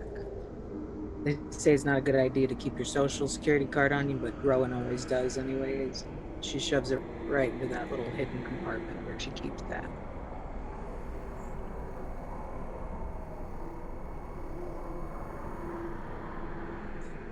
You do all of this and then step outside. It's cold. You don't care. You make your way down the concrete steps to the little gravel path that leads to the drive, and you see his truck there. He loved that thing. It's a total piece of shit, but he loved that thing. He wouldn't get rid of it. He could afford, both of you could afford something else at this point. Nothing fancy, but you could do better than this. He's had it since he was a kid. First car. Supposedly he and his father fixed it up themselves in their barn. Then his father passed, and that was all he had. This shitty truck. Leaked oil. Wouldn't start half the time. It smelled of old tobacco, even though neither of you really smoke. It smelled like his father. You throw the shit in the box into the front seat, trying to quietly close the door, but apparently you're not paying attention to yourself and you slam it. You wince, knowing that you just rang the dinner bell for her. You hear the screen door slam, and you hear her voice as Rebecca charges across the lawn. Honey, I just hold on. I just want to talk to you, honey. You haven't been answering the door, and I have been real close to calling the MPs. I just need to know you're okay. I'm alive. I wanted to talk, I'd talk. All right. I understand. I mean, I don't. But he's a hero. She looks at the yellow ribbon on your porch. They put that fucking thing on there like it means something.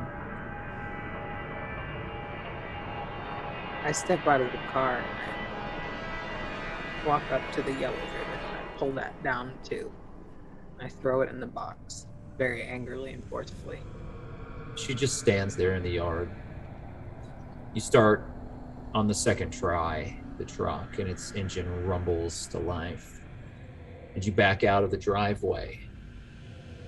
You turn onto the street and you start driving. Tell me, young Rowan, where are you going?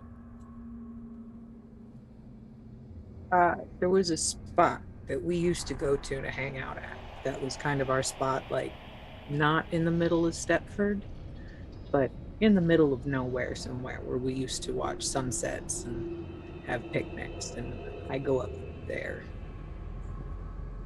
I also brought a shovel with me. It's a series of cliffs. Brightside Beach. Camping area. Two of you spent lots of weekends up there. You would sit on the cliffs and look out over the shoreline, out at the ocean, and just sort of talk. Pretty long drive, but that was your place. Is that where you go? Yes. You're in the car and the radio's blaring. The old truck rattling underneath you.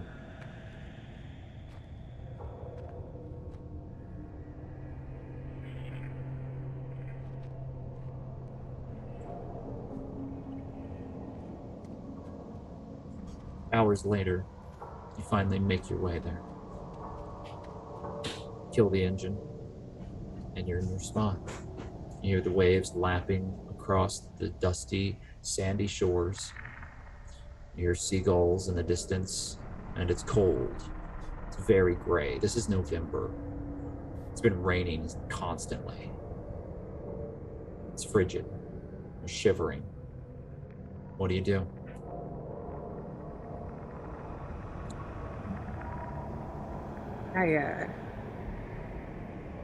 I start digging a hole underneath one of the trees that we used to sit under a lot.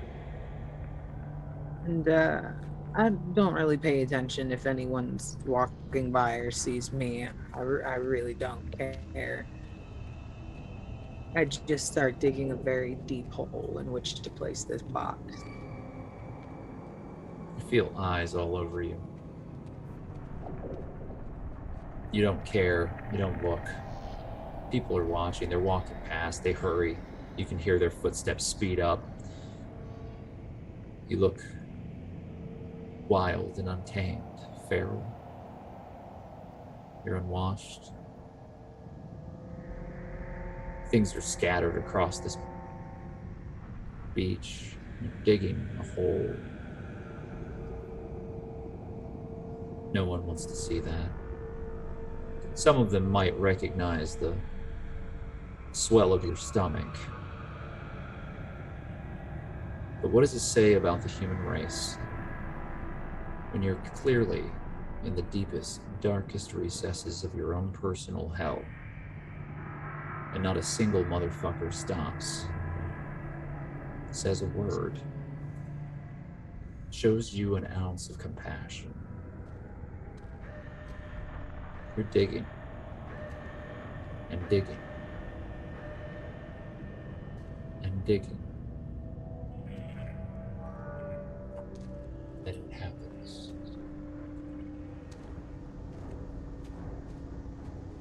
You feel the sharp, racking pain in your body. And you drop to your knees. Describe to me what happens. It's just a crippling pain. And she drops the shovel and falls into the hole that she's just dug and just begins to scream and cry.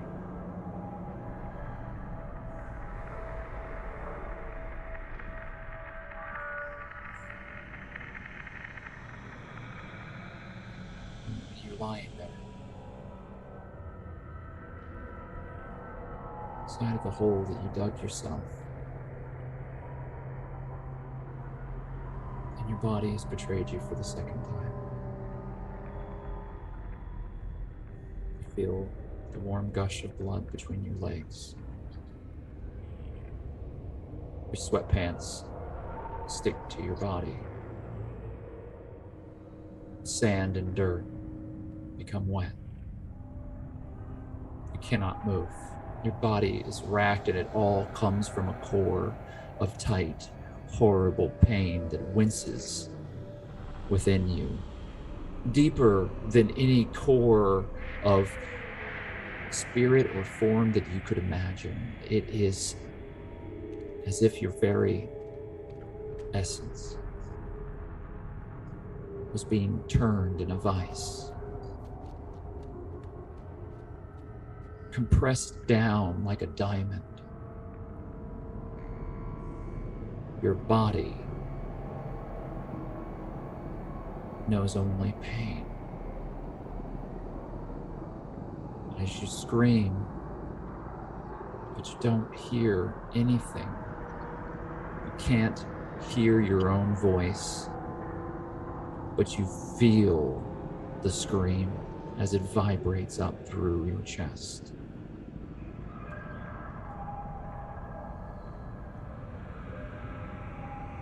And you're intending to bury him.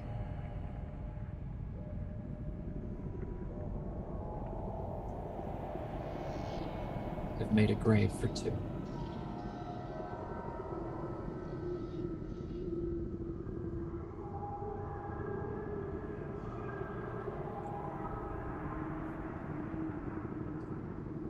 Rowan. The flashlight turns on. Just as those dead hands reach out towards you, grabbing onto you, you see the Romero pull itself near you. What is your intention in this moment? If it is close enough, I will use that citadel sword to go right through the center of the face. Make for me a pierce. You can do so with a 3 times modifier because you are using your citadel weaponry. How does one use a 3 times modifier for that? As soon as you open that attack for pierce, it should give you a box, and that box is going to ask you for gear or kit. Pass that, and then do multiplier down to 3, and then you hit submit. Beautiful. I've done it for you, and you have 2 degrees of success. Do you want to add anything to that, or you just want to write out that too? That is not enough for a headshot, even with a sword. No, because you're engaged with it, it is actually going to remove you from the engaged condition, and it is going to give you the opportunity to reposition yourself as you strike at it, but you are missing its head. That is correct. It is advantageous, but it's not a death blow. Since I already have 2 in the bag, I feel like the smart thing to do would be to add enough competency to it to make it a headshot and kill it for sure. Given your proximity to it, I will allow you to spend 1 more competency to make that happen.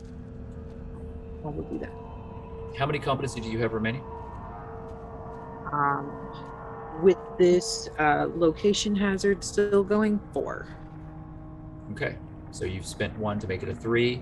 The citadel blade pushes through the underside of the jaw of this Romero in soldier's gear. You see, to your terror, he's armored, as are all of the individuals that will be in this vicinity. If they're wearing helmets, you've got a real problem. Most of them will be. And whoever slit this throat, it wasn't a monster. It was a person. The flashlight sputters and the lights flicker once more, but the blade pushes through the bottom part of the jaw and out the top of the head as the Romero drops to the ground dead in a pile next to you. It breaks away.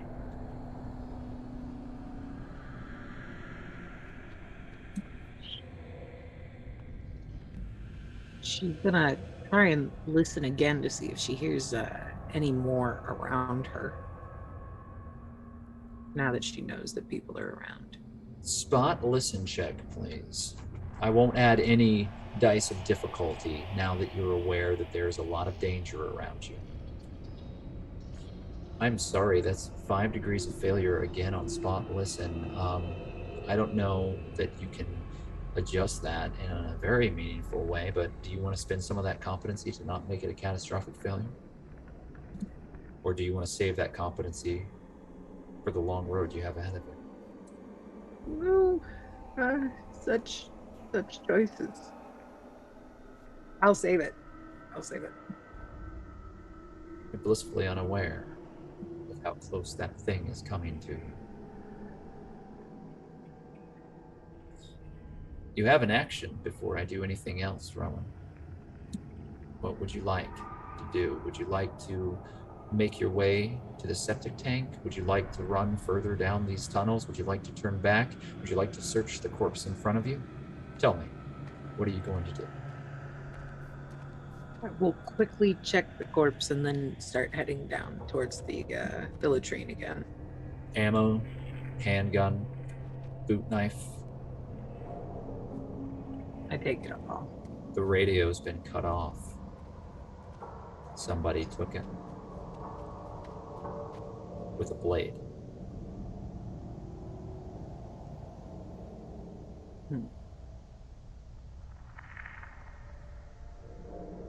Rowan really tries to rack her brain about who this reminds her of, like strategy-wise. Like, she knows people who use a blade. She's got a couple. She knows Cheer likes blades. She's just trying to kind of like run through her head of who this might be that's doing this. Unfortunately, Rowan, at the moment, the number of enemies that you have outnumber the number of friends that you can call to your side. That said, it's a problem for later. Where are you moving afterwards? Back down towards the green again. So you make your way to the septic tank storage. You smell it first. It does reek. Probably about 2 weeks full of the Citadel's shit. There's a series of valves. There are some large tubing structures that pipe it out to an area where the lucky privates get to clear it through bucketing,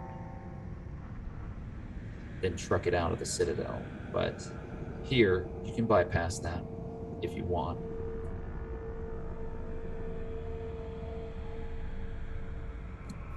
I'm sorry, I missed that. What can I bypass? You can bypass the long tunnel tubing that leads these pipes outward. You can open valves here if you're trying to access human waste. Yeah, I will do that. That is the less chance to get caught up in more stuff. So yes, she will go ahead and take care of that problem right now. Okay, first thing you gotta do is make a lift pull. All right.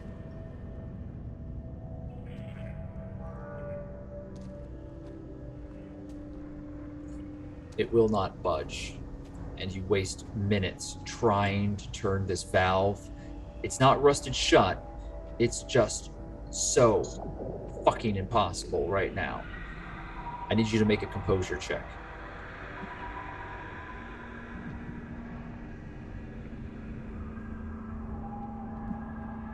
One degree of success on your composure, very good. You manage to keep your shit together.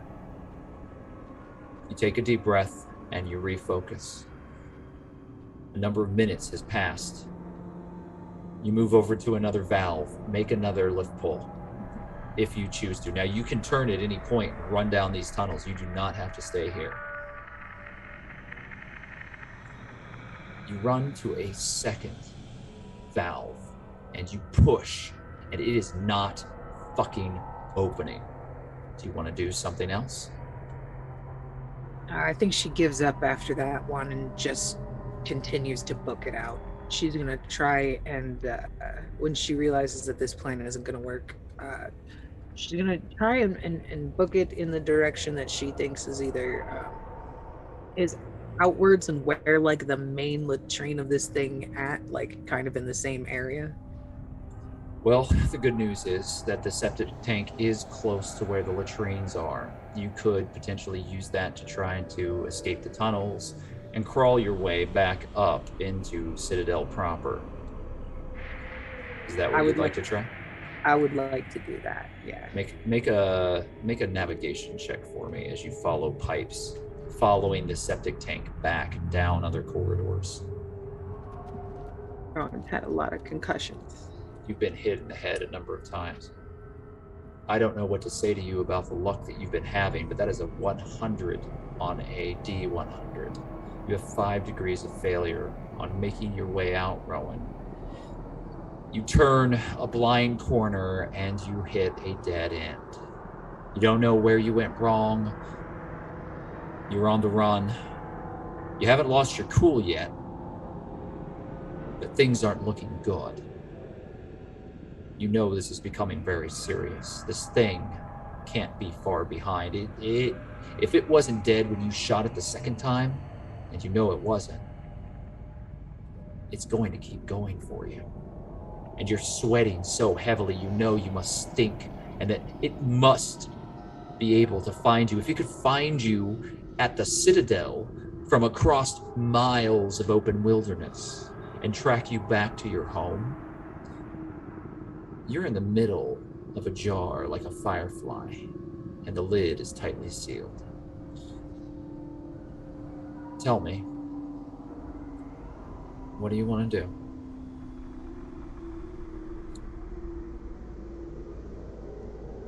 She tries to center herself for a moment and really tries to like figure out where she is. Like you can see her kind of doing math in her head, like, okay, that way, that should be under that, and that should be there. She's still really just trying to figure a way out, despite the fact that she's staring at this dead end. Which I believe at this point means she's gonna have to backtrack. I need you to make a composure check.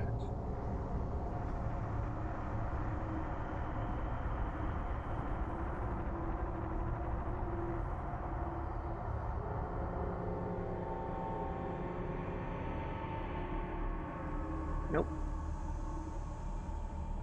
Finally breaks. Do you want to spend any competency?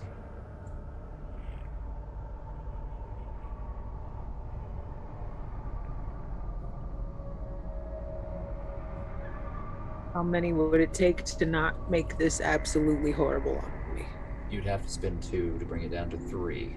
If you leave it as is, I'm going to tell you your morale is going to drop drastically. I will spend 2. Leaving you 2. That is correct.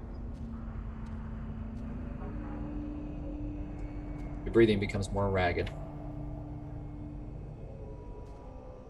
I'm spending 50 rest.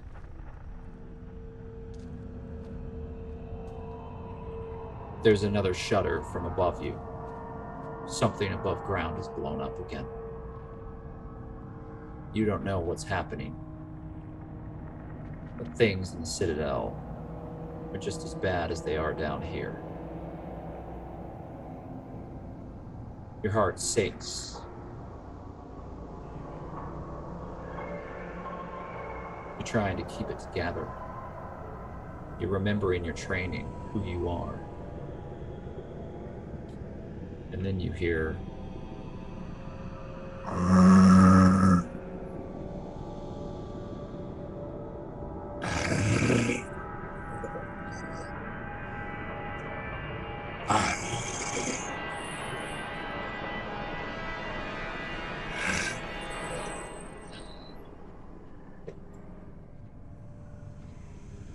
you hear the clatter of pipes as everything rattles. Something is climbing above you.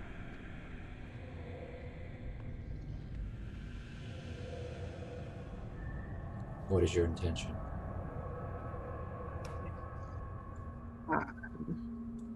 Can she see anything at this point, or no? Your flashlight continues to sputter in and out, but through some miracle, it's on. If only to illuminate this dead end. She'll look for it with the flashlight. Make a spot listen check.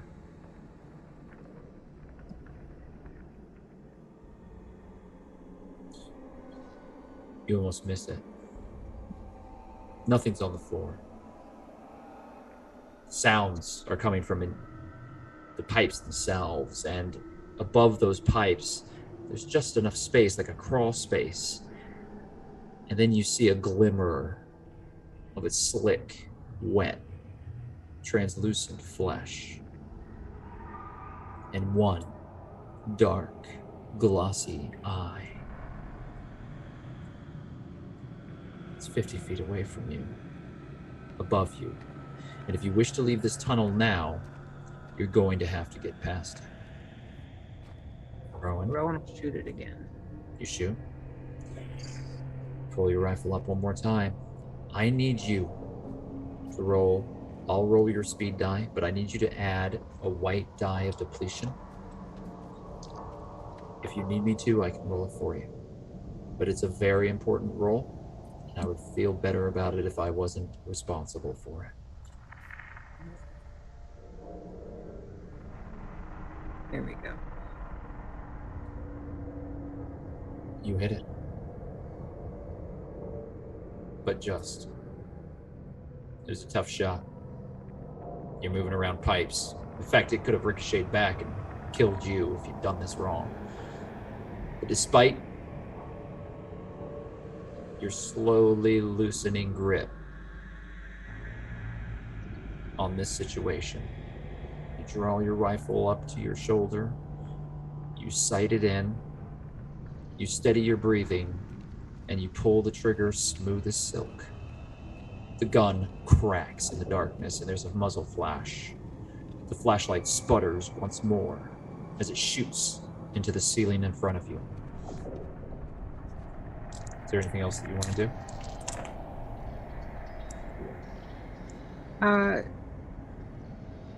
If she hit it, then what she's gonna do next is again try to run past it. Again, it's hurt, so she's gonna try and take that advantage that it's slowed up and dart past it as fast as possible.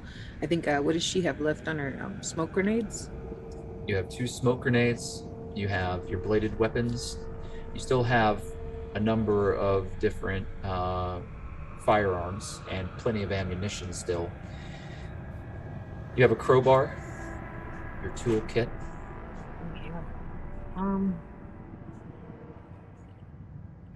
Yeah, for this time being, I think she's just going to do the same thing. She's going to run past it, and she's going to try and drop another one of those grenades to distract it. And hopefully the smoke will mess up its smell buds. Well, you definitely hit it. You watch as its body jerks in the pipes above, and it rolls backwards, and you hear a loud crashing noise as a number of pipes crash downward, falling into the alleyway, the tunnel in front of you. It doesn't affect anything. There's no water or steam inside of them, but they do break. And you get the opportunity to run past as you see it try to correct itself, and it's trying to hang on to its positioning, but it's breaking pipes and sort of falling as it does so. You think it's going to hit the ground, but you don't assess the situation any further. You start to run. And as you do, you pull the pin of one of the smoke grenades. You've used the flashbang already. You've now got 2 of these, now 1, and you drop it. And immediately the corridor fills with smoke, and you hear it behind you.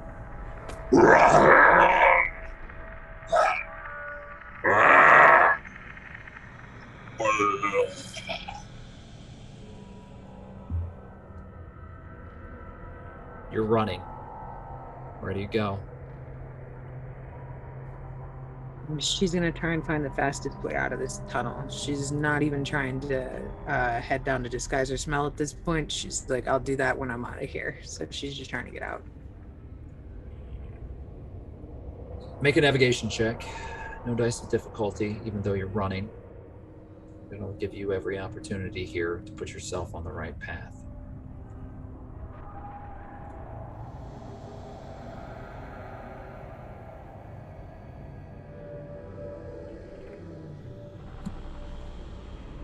I will spend my last 2 points of competency to make this a wash if that will help get her in the right direction. Can I sell you like Wash I won't don't do have it. anything. Yeah, you would need to get rid of survival points to be able to do that. Yeah, and I And only Rowan, have I 50. think you need to keep a hold of those last 2 competency, to be honest with you. Alright. Because even if it was a wash, even if I did let you squeak by, it's not going to be an easy out for you. You would need a number of successes to find an immediate exit. So, I'm going to suggest you keep a hold of them. Take the failure. And you are searching for an exit. You've made your way back around.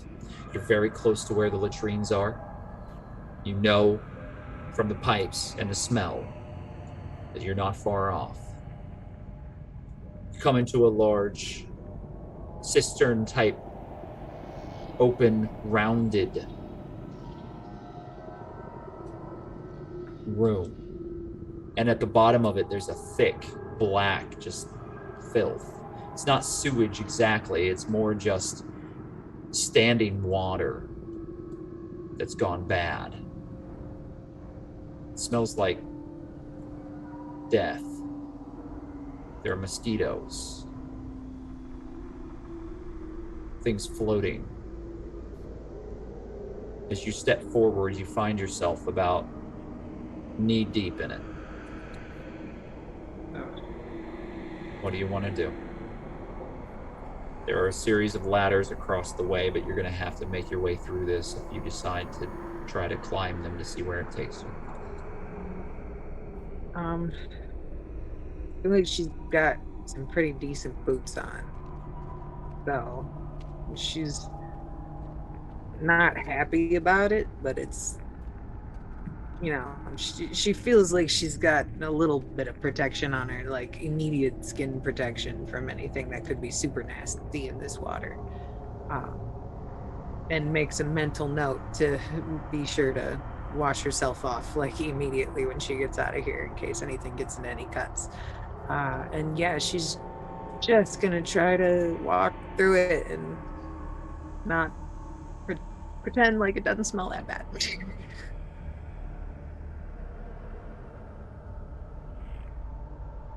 Make an endurance check.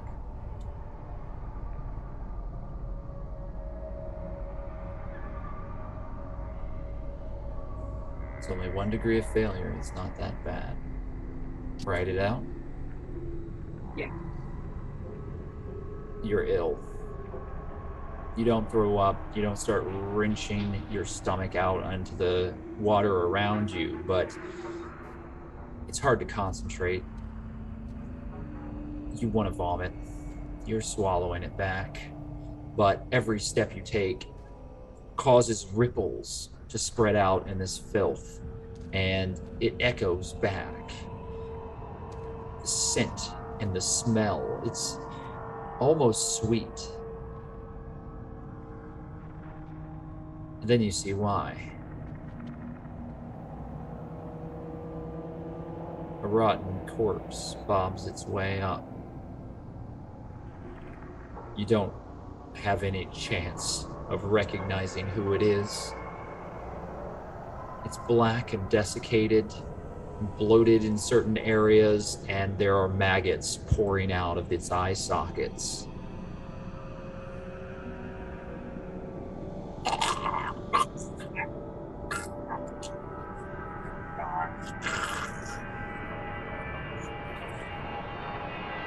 It turns, and in a splash, it pulls itself up as you watch the last of its skin pull free of its body, and its entrails dump out in front of you, causing the smell to multiply. I want you to make another endurance check, this time with 3 black dice.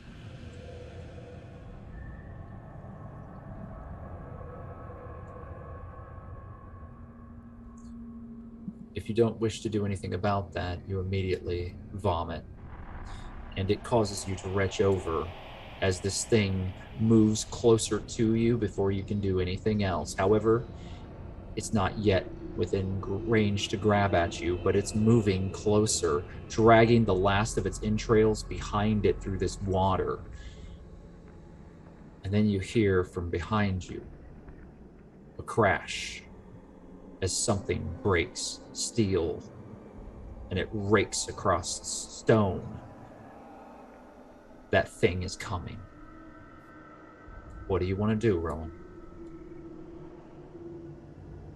I'm going to ride it out and throw up and let that thing walk a couple steps closer to me. And when I'm done puking, I'm going to take the citadel sword and try and cut his head off. Just like clean slice. Like not even through, like nothing, like just separate head from body.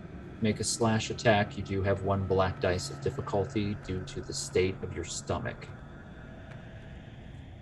The illness is causing you to lose focus. The smell of this Romero. It reeks. It's a wretch. 1 degree of failure. Do you want to ride that out? Is 1 degree of success enough to make happen what I need to happen? 1 degree of success is going to... 1 degree of success will kill it. Will stop it. You've very clearly stated what you were trying to do.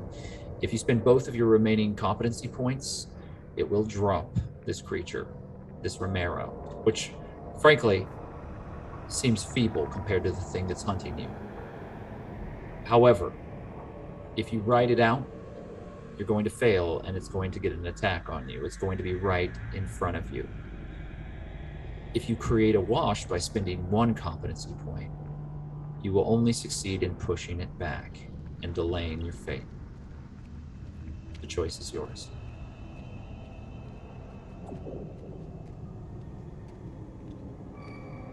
I will use the 2 competency to kill it.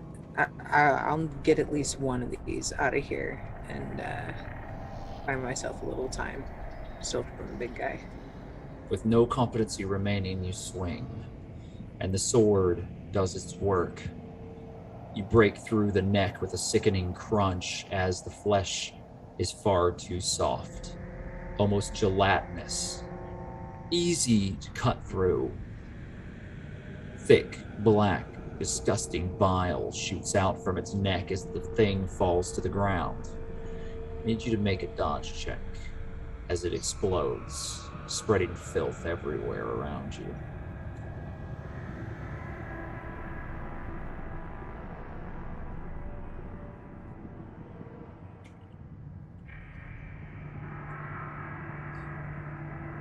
You're covered as the gore spreads. It doesn't get into your eyes or your mouth, but it soaks into your clothes as you stumble back, trying to pull yourself away from it. You stumble, and you land on your hands and knees in this water. I'm going to make a roll right now, and we're going to see if your viral count changes.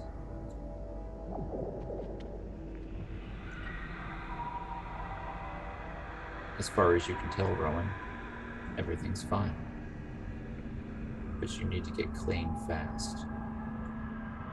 This is dangerous. You've seen what happens, what black bile can do. She realizes at this point that not even like a canteen or anything is going to help. There's not enough. Like she needs a full-blown like bath in the stream or something at this point. She just shakes her head and tries to get up and tries to keep running. You remember now, Rowan, when this thing attacked, standing there in the night as it appeared before you, having breached the walls, as your soldiers fired into it. All you have to do is get outside. It's pouring down rain. All you have to do is find your way out.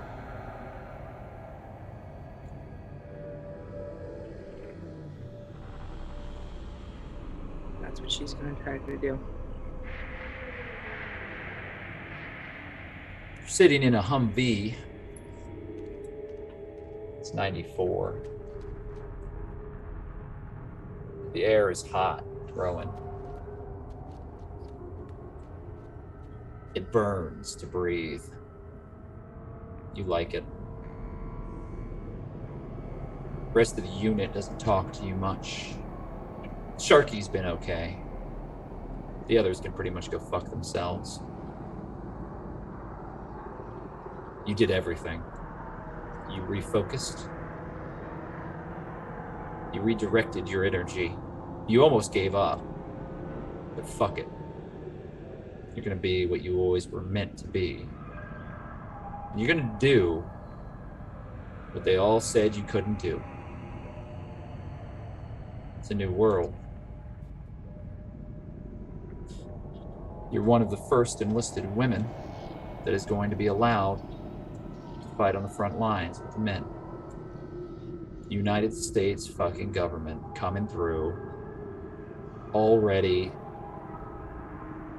hundreds and hundreds of miles away from your base, out in the middle of the desert, surrounded by hostiles, and you're sitting in the back of a Humvee looking at all these pricks who've already made every judgment about who you are and what you're going to be able to do out here in the field. Tell me, what are you thinking? And what do you have in your wallet?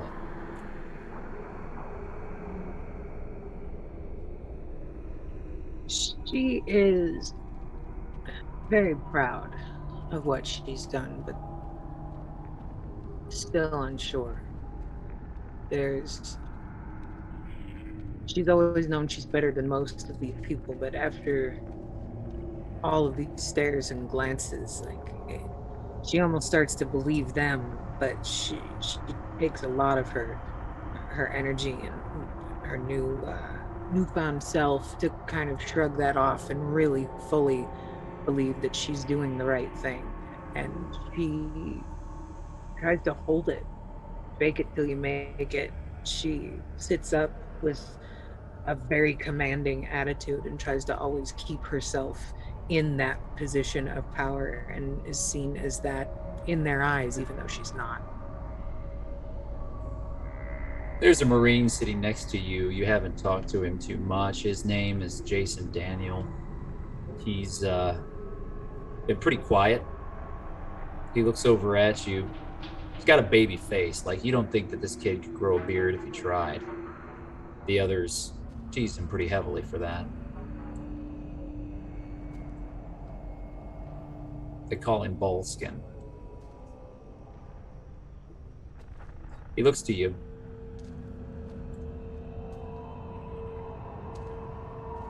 I know that look. What look? That look you've got. I've seen it before. Oh, yeah? Yeah, my dad used to have that look. I'm third generation.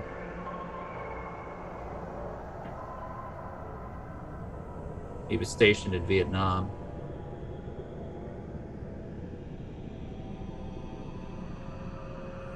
When he came back, wow, things were different. I never really questioned what it is I'm supposed to do, you know? I mean, shit. If I told him that I wanted to be an architect or something dumb like that, he would have beat the shit out of me right then and there. I never would have had a chance. But that look, you don't just get that look. You earn that look. You can't fake it. And, Karloff,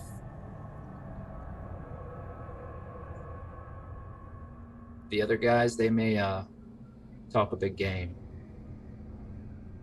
but I think they're all scared of you.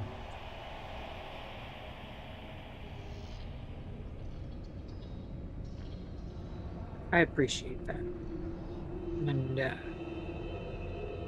it's very flattering. Uh, Sorry about all the looks from your dad. I've been told I have, what's it called? Resting cranky face, something. I don't know. Some weird thing. But, yeah. I'm just glad you understand. So I won't say anything, but we got a little pool going. Who'd you kill?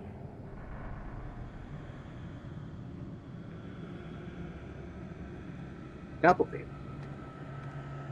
And she just pats him on the shoulder and walks past him. You exit the Humvee, you walk out, and you kind of hear his look, the intake of breath. You've probably scared this kid shitless. You step out into the hot desert sun. You hear gunfire over the ridge.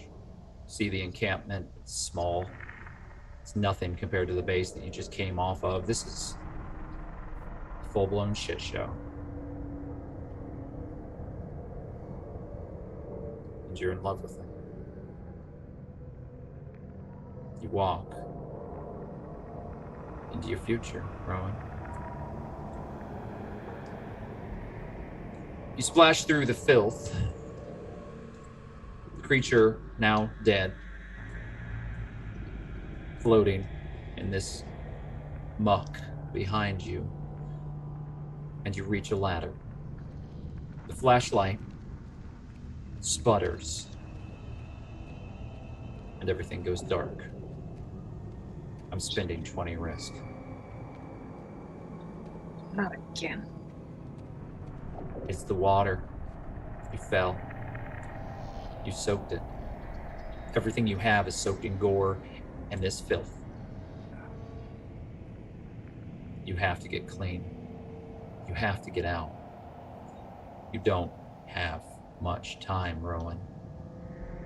Either that thing's gonna get you, or some of this bile is gonna find its way into an eye or a mouth or your nose. Yeah, she's gonna try and climb out for sure. Make a climb check for me, please. You start pulling yourself upward in the dark.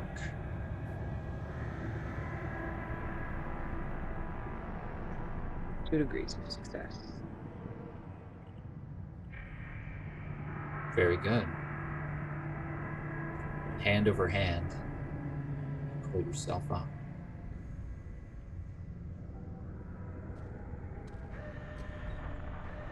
You reach a heavy steel door, a hatch. There's a large metal wheel that you feel. You can't see it, you just feel it with your hands. You almost hit it with your head, but you can feel. And as you reach outward in the darkness, you feel the weight of the thing.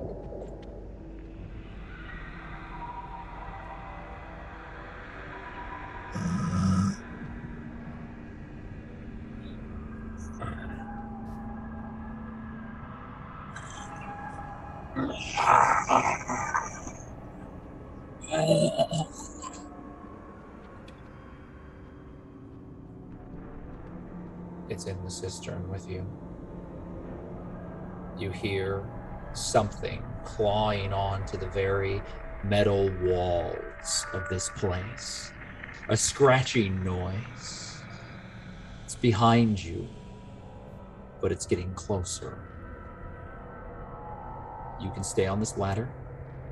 You are now 30 feet up. Or you can go down and try to run again. Either way, you're running out of time. I'm gonna try to climb up and out. So Lift pull.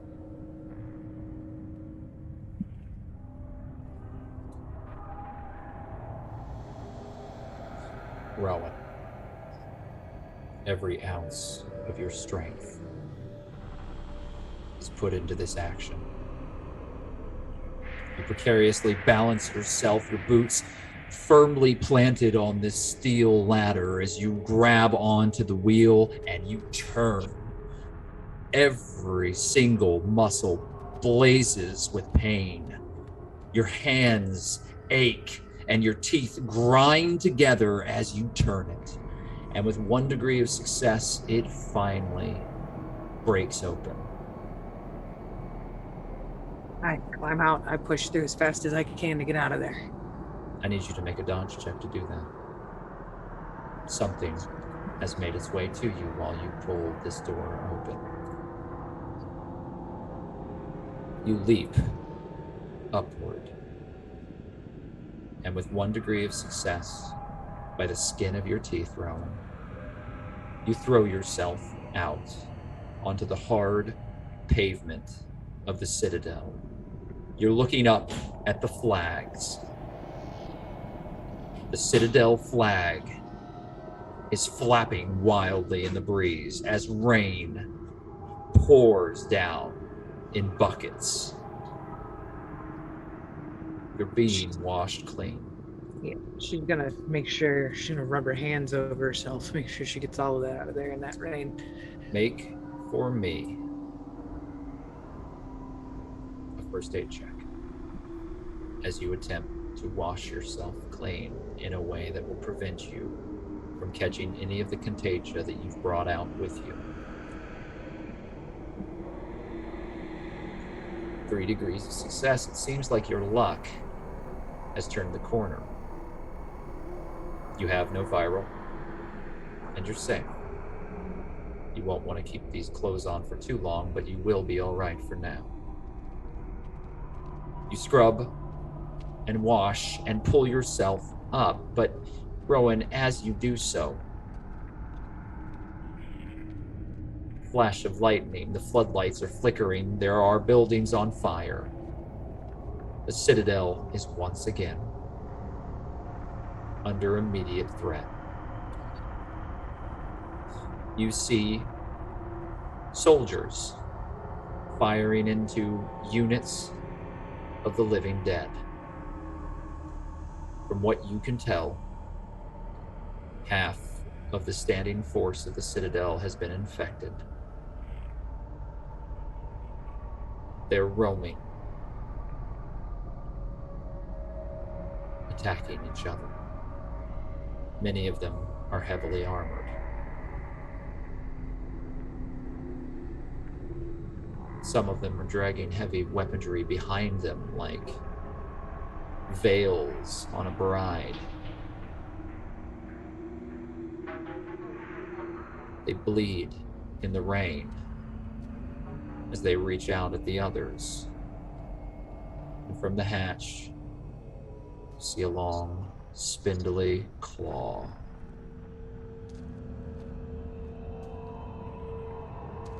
As the creature pulls itself out from below, and you see it clearly in the flickering floodlights of the citadel. The hole that you've placed in its head and its chest are still present, but it is very much still active.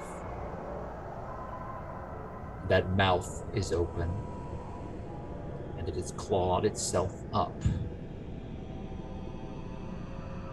And its skeletal face, its jawless mouth, the lolling tongue, like a tentacle lashing wildly out from it towards you.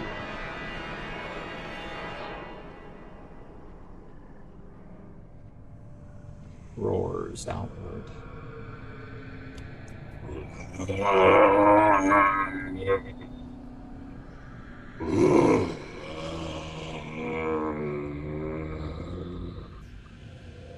It locks its one eye with yours.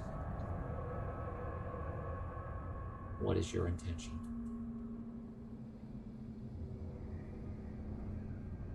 She doesn't want to shoot up here because she will draw the attention of everything else in the meantime. Crap. She's gonna run towards where is the building that like has their food and stuff? Where is that located at?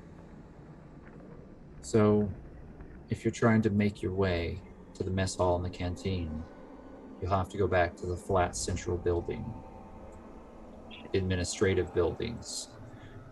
Currently, you're in the center of the yard. This was an access hatch that no one used. You pushed up about 1.5 feet of dirt along with the lid when you opened it. Flags of the citadel are flapping here, and you're on a concrete landing pad, one that could be used for a helicopter if one had one. There are other vehicles. There's a garage. There is the swimming hole. There are other places here. The firing range, the barracks, the brig. Choice is yours, but you're going to have to move fast. Wow. She is going to grab a vehicle and get out of there into the wilderness. At this point, she still knows this thing can smell her, and she doesn't want to lead it back to any of the remaining troops that are there, but she still wants to disguise her scent. So I think in her mind, she wants to escape Citadel property and maybe get like a deer or something and kill it and cover herself in entrails at this point. Like she's trying to figure out something to do to disguise her scent before she runs back to any of the other Citadel members and puts them at risk for this thing that seems to have some kind of like honing beacon on her. Fair enough. You've got a lot of ground to cover, but if you start running, you can get to a row of upgraded Jeeps, Citadel vehicles. They run on diesel, they should be fueled up. They've been patched together time and time again. They look more like a post-apocalyptic version of anything that was once used by the military, but they're trustworthy, they're simple, they're easy to repair. You've got equipment. If you can get to one, you might be able to get through the walls. You see a couple of breaches on the far side, and certainly anything's going to be better than running through this open field. So you make your way over towards the Jeeps, but what I need you to do is to make 2 rolls.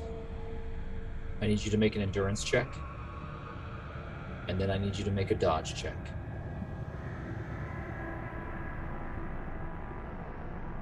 Endurance is not good. That's 4 degrees of failure. You start running, but you're exhausted. You've been through a lot.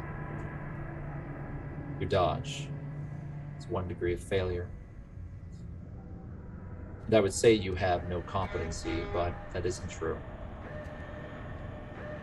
You've escaped the tunnels. You're in a new location hazard. As you run through the yard of the Citadel, you have 2 competency now. I will use both of those for the dodge to make it 1 degree of success on the dodge. And like that, you have no competency remaining. That is correct. You start breathing heavily about 100 yards out as you're dashing towards the vehicles, the line of them there in the rain, the sputtering lights everywhere, flashing like strobes, and the flash of lightning in the sky. As the rain continues to pour around you, you hear this thing leap into the air. And then you just barely roll out of the way. Pulling yourself up, you have 2 choices.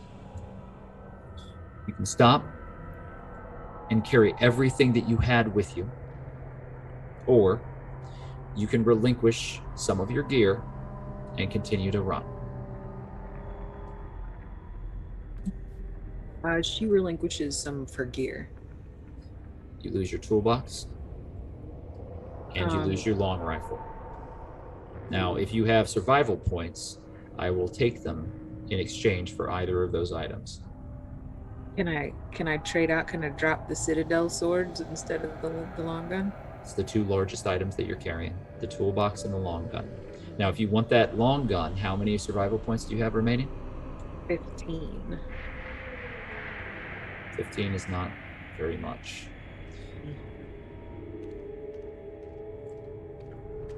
I can't give it to you for 15. So you can stay or you can leave the gun. She'll leave the long gun. She's going pistols. All right. Both are left behind as you watch as this creature scrabbles back up. It looks to you, and again, it roars. It is relentless. You see its rib cage as it seems to swell again, as if the intake of air is able to make it larger. And you see now its twisted spine, the bones of which are poking out through the skin, and it leans back and it ducks its head down as you watch its vertebrae sharpen, and like a porcupine, bone shards shoot out towards you.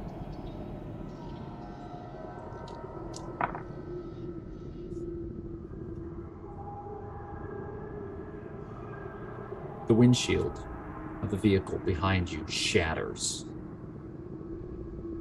as it shoots just over your head. It turns and starts charging towards you again. What do you want to do? And I'm in the vehicle. I'm gonna floor it. You jump into one of the Jeeps. You grab the key out of the hidden compartment underneath the dashboard. And you start the vehicle. Make for me.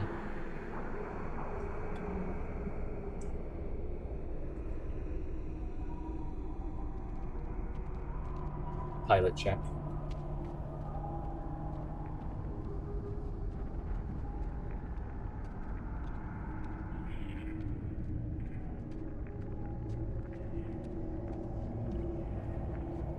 It's not that it's hard to drive this Jeep. It's not that this is a difficult task in any way, shape, or form. You turn the engine, you can drive it. If you weren't under duress and this thing weren't right in front of you, this would be a non-issue. However, you turn the keys, you pump down on the accelerator, and the Sentinel lands on the hood. You swerve.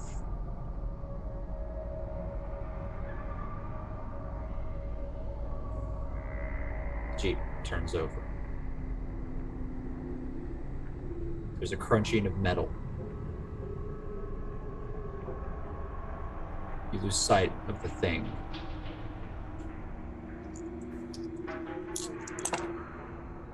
Were you wearing a seatbelt? Yes. I will trust you on that. However, you take a 3 and a 4 on your damage track. Does that push you past your threshold? It does not.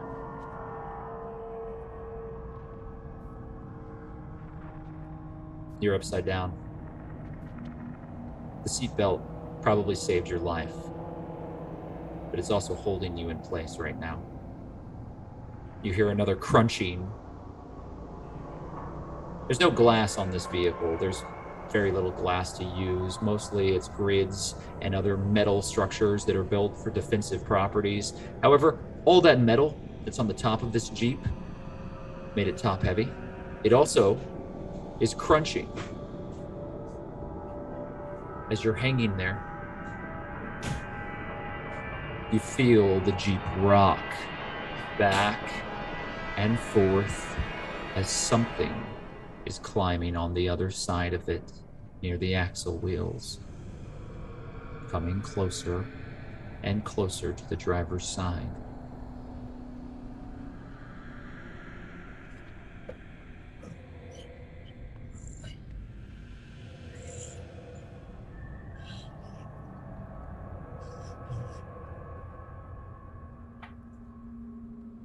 You see pale, clawed fingers wrap themselves around the floorboard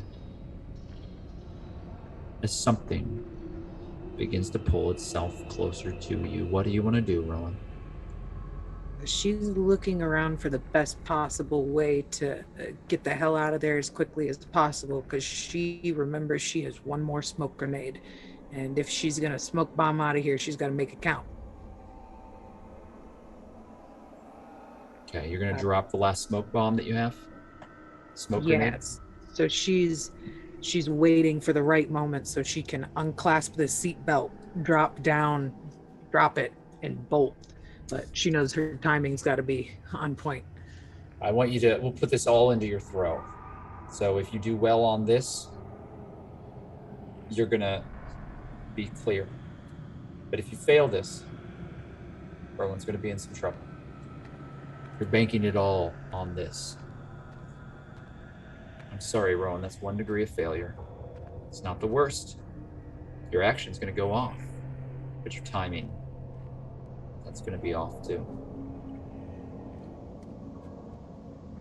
You see it slowly pull itself around the corner from the top of the vehicle, looking down at you, upside down, holding itself in this strange, twisted, unreal way. And for a moment, you just see the slick, bald portion of its head undamaged and its black eye with the veins all across it, and then its upper mouth. But then you see the gash and the muscles of the shoulder as it pulls itself around, and you are face to face with your opponent.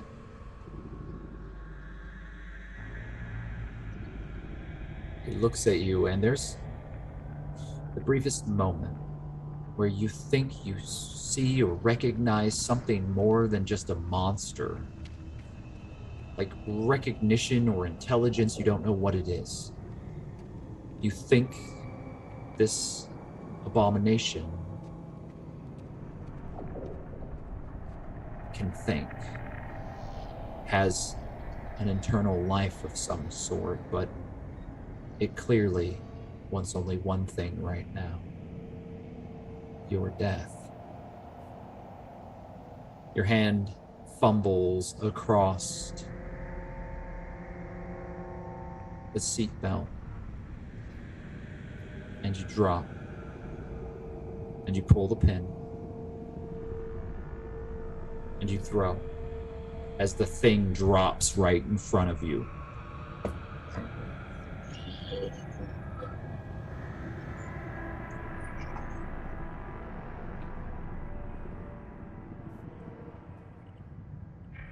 So no escape. The grenade goes off. Everything fills with smoke, and you can't see. Your miscalculation happens here. Your timing is off. You threw it, it had already landed. It landed right under the creature, but now you can't see the creature. And the cab is full of smoke, and you are in a heavy black cloud. I need you to make both a composure and an endurance check. Endurance so that you can move forward, and a composure to see if you want to or if you're able to. 3 degrees of success on your composure. You have no idea of where this thing is, but you're not giving up here, Rowan. You will not let this thing end you.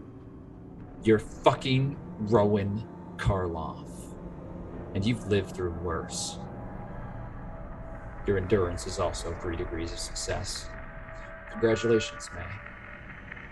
Rowan breaks out of the other side of the vehicle, runs out of the smoke as something pushes its way right behind you, and you feel the claws rip through the soles of your boot, shredding it, but not touching you.